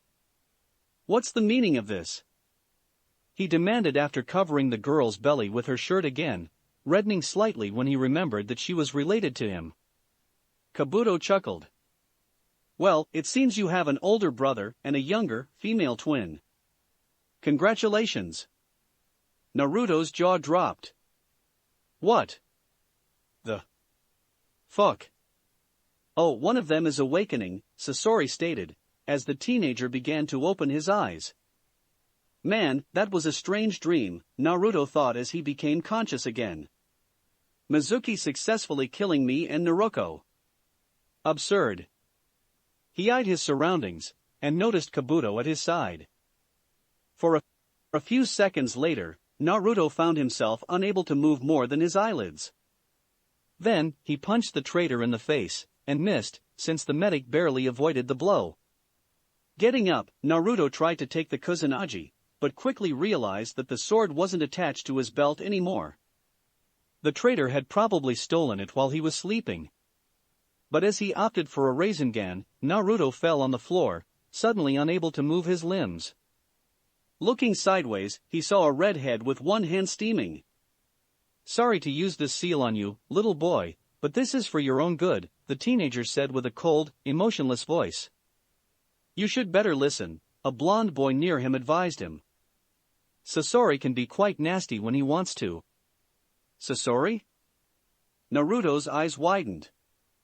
Sasori is dead. Sakura had killed him, along with Chio. The redhead smiled. For the first time, Naruto noticed the mechanical aspect of his arms. Kabuto grabbed him by his shirt, and forced him to face the redhead. In a sense, I died a long time ago. But my heart is still beating, the puppeteer stated. He isn't the original Sasori, the vessel suddenly realized. He is an alternate version of him. So this wasn't a dream? Mizuki did explode? Perhaps the seal activated. Naruto looked at the blonde boy. He recognized him. He was a younger Naruto, wearing a green shirt and black pants, eyeing him with a pale face. I see, so I am in another, alternate universe. Alone? He wondered before noticing Naruto on the bed. No, not alone. He locked eyes with Sasori. What have you done to her? She was already comatose when I had found her and you, the redhead answered. And nothing will happen to her, as long as you calm yourself and answer my questions. I mean you no harm, but I won't hesitate to kill her if you attack again. Naruto frowned. Since he was powerless and that Naruto's life depended on him, the vessel decided to acquiesce to the man's will. Sasori is dead. Or at least, my world's Sasori is dead. The man smiled, the other Naruto stared at him with a blank expression, and Kabuto smirked. Let's talk like gentlemen. Do you like tea? The puppeteer put his hands together. So, if I understand, you're a Naruto Uzumaki coming from another universe, and she, he glanced at Naruto, is a female version of you from a world different than yours and mine? Naruto nodded. The paralysis had apparently ended, but he knew better than attacking. He was in Sasori's lair, against an S-rank missing Nin and two of his helpers, alone, and without the Kusanagi. He was hopelessly outmatched, and if Sasori's pleasant attitude was any indication, so much that his host didn't even consider him a threat. The vessel briefly looked at Naruto, then at his younger counterpart, before drinking his tea. While he knew that Sasori was a specialist in poisons, and that he didn't have the Kyuubi's chakra to heal him, Naruto was aware that Sasori could have already killed him if he wanted to, and that it was simply a manifestation of the man's power over him. It was also, maybe, a polite gesture. "You don't seem surprised, Sasori-san." Naruto attributed the missing Nin's lack of reaction to his artificial body, but with that kind of person you could never know. Decades of shady activities must have reinforced his nerves and control over his emotions. "In my long life, Naruto-san, I have seen many strange things, and Kabuto's blood tests have already confirmed your genetic similarities with my student." He locked eyes with his guest. "If your previous attempt on my doctor's life is of any indication, I assume that your relations with your Kabuto were less than cordial." Naruto nodded. "He worked as a spy for you, but had in fact betrayed you for Orochimaru." "The Sannin?" "Yes. You had worked with him for a time, as two agents of Akatsuki." "Akatsuki?" Sasori's face stayed emotionless, but his voice was laced with surprise. "The revolutionary group from Amagakure?" Naruto shook his head. "The criminal syndicate intending to gather all the bijou to take over the ninja world. The most dangerous team of S-rank missing needs to have walked the earth." Sasori narrowed his eyes. "Here, Akatsuki is an organization dedicated to end Hanzo's dictatorship over Amagakure. It was a pacifist movement at first, until one of the founders, Nagato, got assassinated by the salamander. The leader, Yahiko, has started a civil war, which will soon evolve into a world war." Sasori smirked. "Strange how things have evolved differently between our two worlds. What happened to my other myself? A friend of I and your grandmother, Chiyo, defeated and killed him after you kidnapped the Godame Kazekage alongside your partner, a madman named Deidara." Sasori stayed silent a moment. "Killed by grandma. I should have guessed. Who could beat me except her, my teacher? It must have been a battle to behold. How can he talk so casually about his own death? Okay, it was simply another himself's death, but still. You used more than 100 puppets, if I remember well." Sasori locked eyes with him, and both his younger counterpart and Kabuto stiffened. Naruto understood that the trio was bothered by his knowledge of the man's arsenal. At least he had an advantage. A battle, ephemeral. Its memory will disappear one day. I hope to end differently. And about the me from this girl's world? Never had the chance to meet him. We teleported accidentally during a battle, when an enemy tried a suicide bombing near us. Accidentally? Sasori shook his head. If you were in danger, then this jump was needed for your survival. Perhaps the seal activated to save you and the girl from death, or maybe it is somewhat sentient. Would you kindly allow me to study it? As a seal master, I'm sure you will benefit from my experience. As much as he distrusted the missing Nin, Naruto was also aware that he couldn't refuse, since he wanted to know if the seal could kill him anytime, or what had happened to the Kyuubi. Sasori was a seal master, and didn't seem to want him to die. Okay. Good. This is the beginning of a mutually beneficial relationship, my friend. He glanced at Kabuto. Why is the girl still asleep? Naruto said. Her name is Naruko Uzumaki. Kabuto, why is Naruko Uzumaki still asleep? She should have already awoken. I don't know, Sasori-sama. He was currently making a diagnostic with his medical chakra. But I have the feeling it has something to do with her Kyuubi. He locked eyes with the missing Nin. Perhaps both Naruto would help better than I. And how do you expect us to help her, Kabuto? The younger Naruto asked. By going inside of her mindscape? Possibly. Since you have the same bijou, and your older self has had his for a long time, maybe you are connected in some way, or something like that. The younger Naruto sighed. Hey, my older me, do you know how to enter your mindscape? Naruto smiled as he closed his eyes. Of course. Then let's go. Naruto awoke in an art gallery. Though, it wasn't really an art gallery. Instead, the place was an amalgam between his new mindscape and a museum composed of strange statues and puppet designs. The web of mirrors was shifting in front of a big, changing portrait of the Kyuubi. Naruto shuddered when the beast glared at him. What do you want, vermin? You're even uglier than my current container. Hey, you're not a model yourself. Briefly, Naruto realized that he was talking to the strongest demon he had ever seen, and the most arrogant of all Bijou. But then he decided that the asshole needed to get its head out of its ass. I'm far better than a weak, idiotic blonde that has been defeated by a weak machine. The yandere was a blonde, and he crushed you. You can vent your frustration on me as much as you like, but it doesn't change the fact that you're just a caged pet. Damn, decades of insults had given him some experience with the "you suck" speeches. His shouting worked, since the portrait instantly became red, and the fox's face twisted with insane anger. I am no one's pet. No one's, do you hear me? I am the mightiest of all Bijou, you moron. If this cursed seal If this seal wasn't there, you would be walking the earth, like some random beast. You should be happy to serve a purpose, you ugly battery. When I escape this prison, this battery will kill you, then force the Shinigami to resurrect you, and then kill you again. The Shinigami was the one who sealed you there, you idiot. I will tear you apart. I would like to see you try. Their exchange was interrupted by a laugh. Naruto looked sideways and noticed his younger counterpart grinning from ear to ear. Man, I always believed I was the only one to enjoy teasing the Kyuubi. I will try to remember some of your insults for later. You will respect me, you loser. Ignoring the enraged fox's shouts, Naruto shook his other self's hands.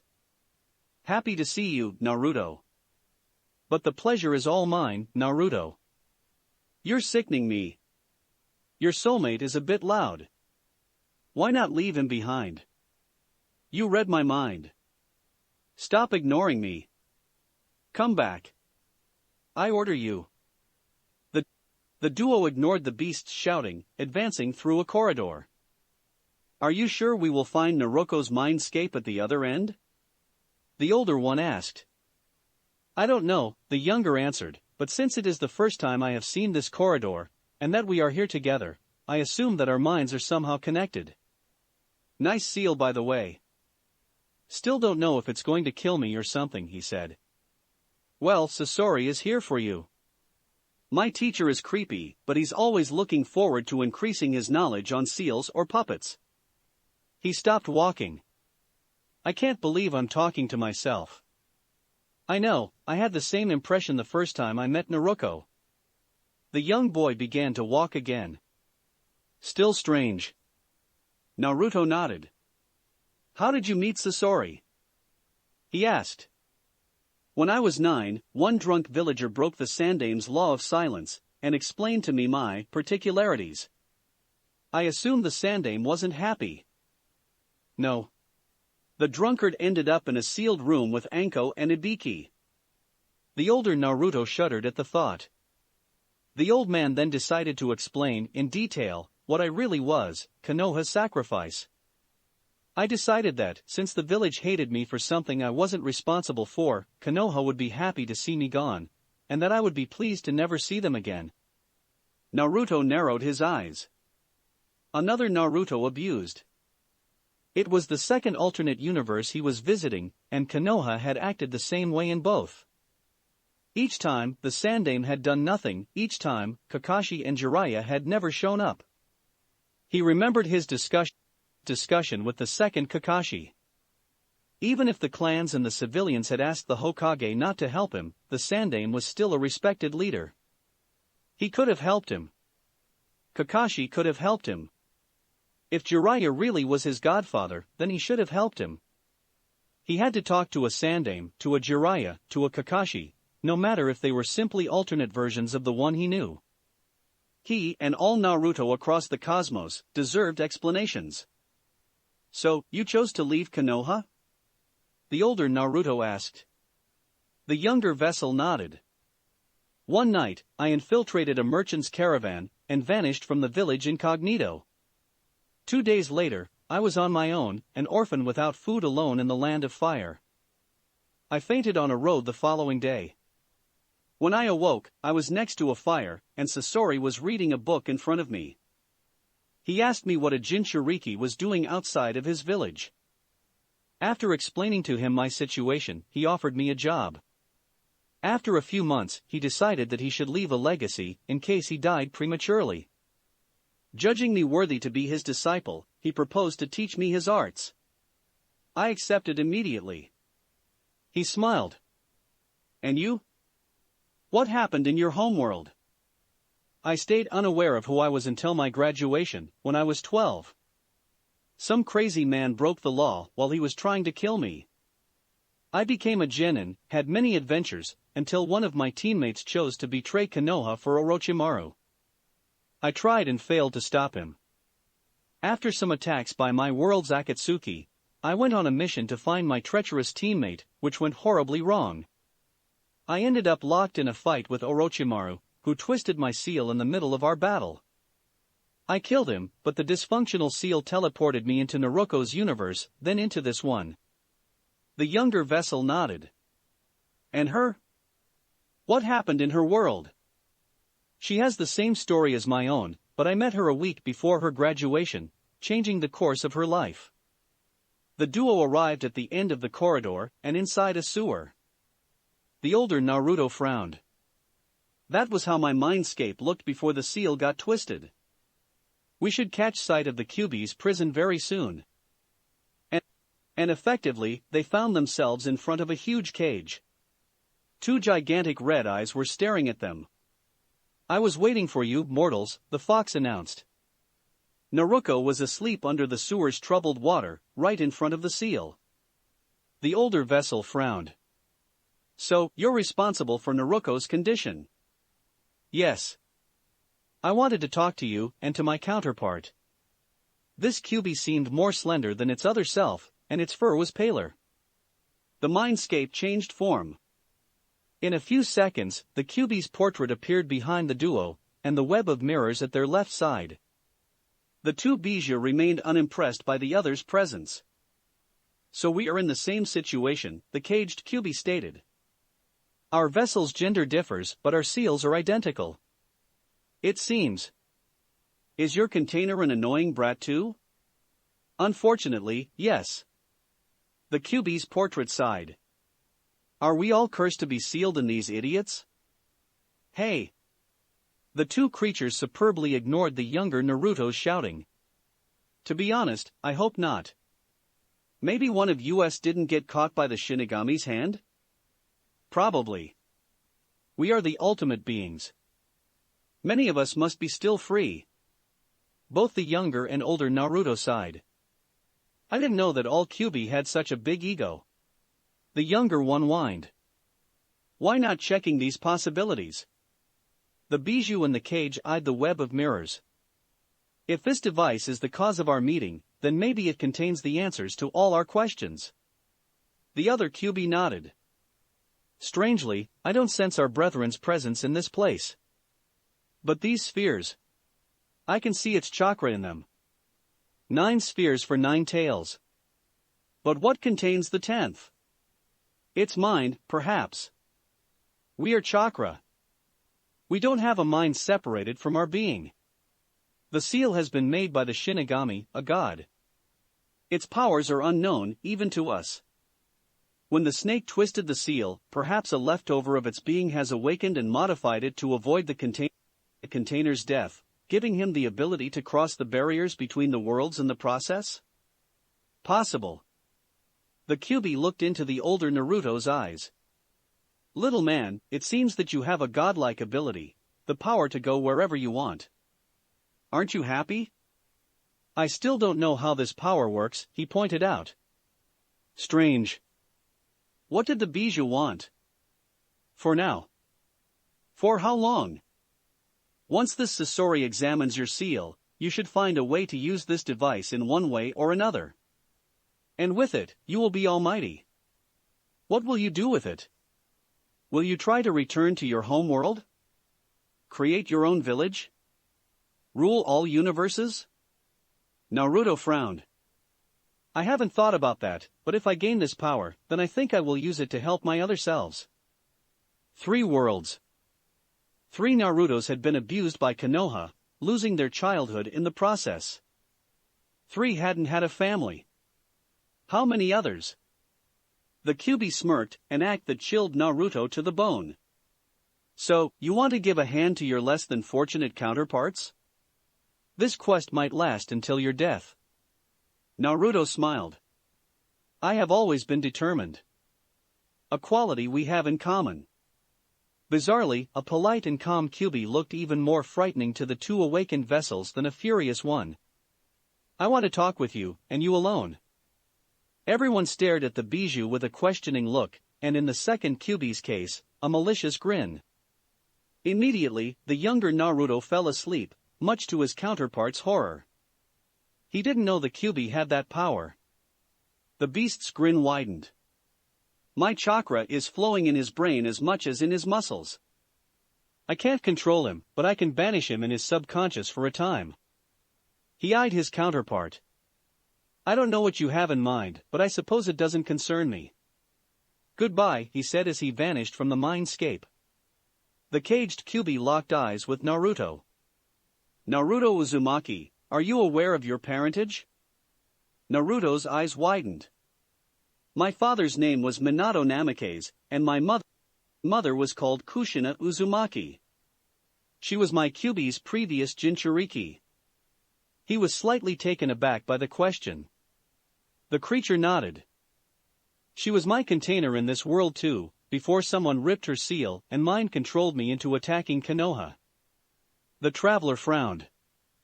Do you expect me to believe your innocence? Believe what you want, it's the truth.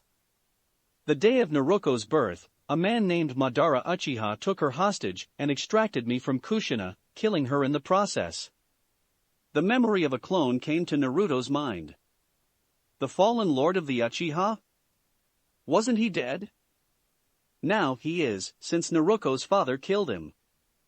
Minato Namikaze, arguably the greatest shinobi to have ever walked the earth. The creature eyed him emotionlessly. I can tell you more about him, if you want, but this will hurt you deeply. Naruto stayed silent a few seconds. Why are you telling me this? Because I don't want to antagonize you. You're responsible for my container's safety, and as such I owe you a favor. In fact, I think we can collaborate. Not to appear impolite, but aren't you a demon wanting to escape this prison? Why should we collaborate? Because I don't want to escape this cage. What? The Kyuubi chuckled at Naruto's surprised expression. I don't want my freedom because I am intrigued by your ability, and by the existence of different worlds. I find your intention of traveling between universes entertaining and amusing. I can see through my vessel's senses, and I have taken a liking to the tragedy of humans' lives, to your emotions, to your constant struggle to live. It's like a play to me. It smirked. So, bored as I am, I think your travels will amuse me more than rampaging through a random world. That made some twisted sort of sense. That sadistic creature probably wanted to try something new. And why not beginning by telling Naruto awful truths? I see. What do you offer? My support to you and Naruto when I want to give it. So, it is going to do what it wants when it wants. Well, at least it is more polite than my own Kyuubi ever was. Nothing more? My knowledge. So, it narrowed its eyes at Naruto. Do you want to know more about your parents? Naruto hesitated. The Kyuubi was probably the only being able to answer all his questions, but it wasn't the most trustworthy source of information. He would have to confirm what he heard. I'm all ears. The creature's grin grew. Minato Namikaze was also known as the Yondaime Hokage. Horror spread over Naruto's face. Naruto could barely restrain the need to laugh at the spectacle. I'm not a pervert. Yes, you are. The girl said as she punched him in the jaw. The doctor told me everything. You peeked under my shirt, you molester. She started kicking him while he was down, lying on the grass outside the house. You're overacting, you're not even attractive, you're flat. His suicidal words only made his punishment worse, because the girl then decided to attack a few sensible places of his anatomy. The young boy screamed loudly. Beside Naruto, Sasori was looking at the spectacle with a neutral expression. I have analyzed your seal, I have an idea on how it works. Naruto calmed himself. Can you explain, Sasori-san? 2 days had passed since his visit in his mindscape, and he was still conflicted about what he had heard. If the Kyuubi was right, then the one that sealed the bijou inside of him, Naruto, and his counterpart, was their own father. He still didn't know how he would explain that to the 2 children in front of him. The speculations of the 2 Kyuubi are correct, but not totally. The 9 spheres do contain large amounts of chakra, but I don't know what is kept inside of the 10th one, he said. The seal is linked to your subconscious and probably activates on its own if you're in a very bad situation. In my opinion, you can use it at will if you visualize a place well enough. If you wish, you can probably take companions for the ride. Naruto nodded. Sasori glanced at him. When do you want to leave? Tomorrow. The different universes were slightly similar, so there was a high chance that the people he would meet in the next world were relatively the same as the ones he knew. A meeting with a Sandaime would be an opportunity to verify the knowledge he had gathered. Sasori stayed silent for a moment. You don't lose any time. It's a quality. But you will have to take me and Kabuto along for the next ride. Naruto locked eyes with him, completely surprised. Why? Because I want to confront my art with my counterpart's work.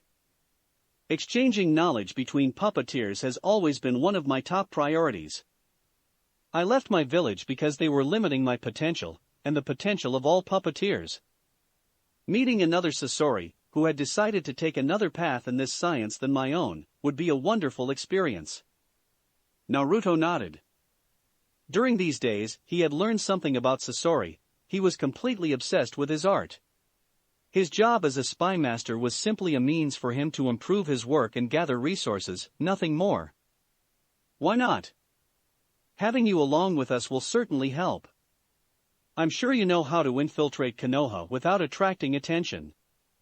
Yes, he agreed. I can easily make some forgeries, allowing us to travel incognito. And what about you, Kabuto? Naruto asked the medic, who simply smiled. The memory of the impaled traitor from his world returned, but he repressed it. I have to admit that I am fascinated by the existence of alternate universes, Naruto-san, he answered. How many are there? How have they come into being? What changes from one to another? I intend to find an answer to all these questions. Naruto nodded, before finally deciding to verify the Kyuubi's words.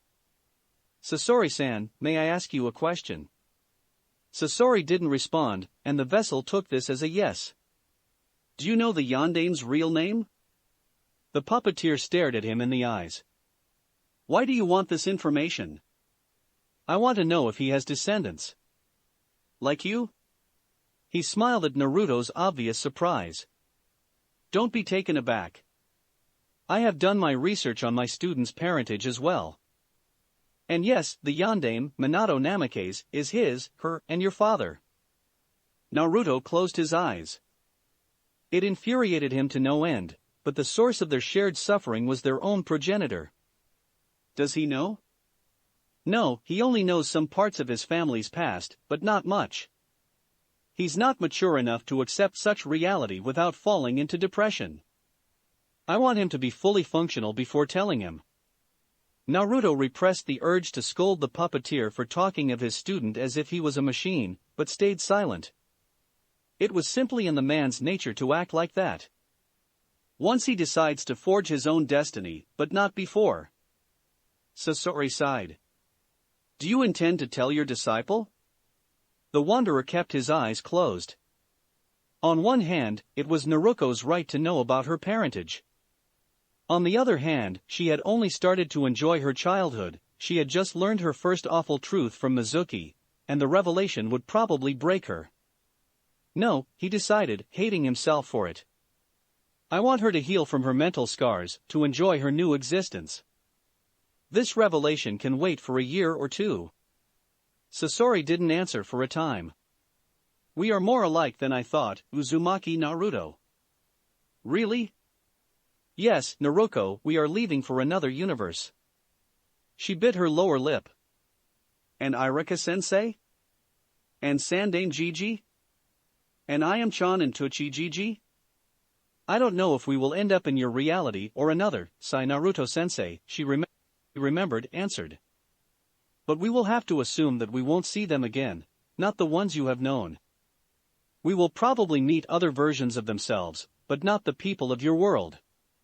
It's a bit complicated, she stated. Why couldn't things be simpler? We are going to meet them, but at the same time they won't be them? Pretty much, yes. You will understand when you see them. Sure, but I'm still confused, Naruto-sensei. She saw the other Naruto arriving with 3 scrolls on his back. She glared at the pervert. What are you doing here with those scrolls? Peeping on our conversation? He glared back. They are the scrolls containing my puppets, you idiot. You're a bit old to play with puppets, child. I'm as old as you. And they are weapons. Are they puppets or are they weapons? You should decide, you psycho. You're the psycho, crazy girl. Lecherous pervert. Flat lady. Naruto reddened. Shut up, you green eyesore. Says the girl in orange. Attention, whore. Green mad dash. Would you kindly shut up? Sasori asked, as he arrived in the clearing. The whole country is listening to you. Kabuto smiled. Why did you stop them, Sasori-sama? It was quite the show. Sasori simply sighed. When the sun was about to disappear behind distant mountains, Naruto looked at his team. Sasori had chosen to wear black pants and a vest of the same color, while Kabuto was dressed like Shino. The 5 were all holding storage scrolls on their back. Damn, if I had known I would have to travel with Sasori and Kabuto. Everyone ready? He asked, instinctively touching the Kusanagi sword attached to his belt. Sasori had given it back, and even gave him some pointers on holding it, even if he wasn't a sword master. He hoped to find one soon. They all nodded. Naruto closed his eyes. I will try to teleport us to the forest near Konoha. Konoha, he announced. The image of the place appeared in his mind. Channeling his chakra, Naruto sensed the seal burning under his shirt. In his mindscape, he looked at the web of mirrors. In one of them, the image of the forest. Naruto touched it. The 9 spheres illuminated everything. In a flash of light, the 5 of them disappeared. Carefully hidden behind a tree, Madara Uchiha observed his 5 preys as they vanished from the face of this earth. He inwardly cursed. The immortal wasn't proud enough to be blind to the truth. Alone, he couldn't defeat 3 Jinchuriki, a medic and Sasori at the same time. He needed help, badly. If the team continued to expand, he would have to find allies. But he had left all of his pawns behind, in his homeworld, and he couldn't access it without his Naruto's power. But who would be willing, on this earth, to help Madara Uchiha?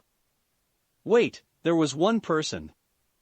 The immortal ninja teleported to a graveyard, full of the bones of ancient monsters.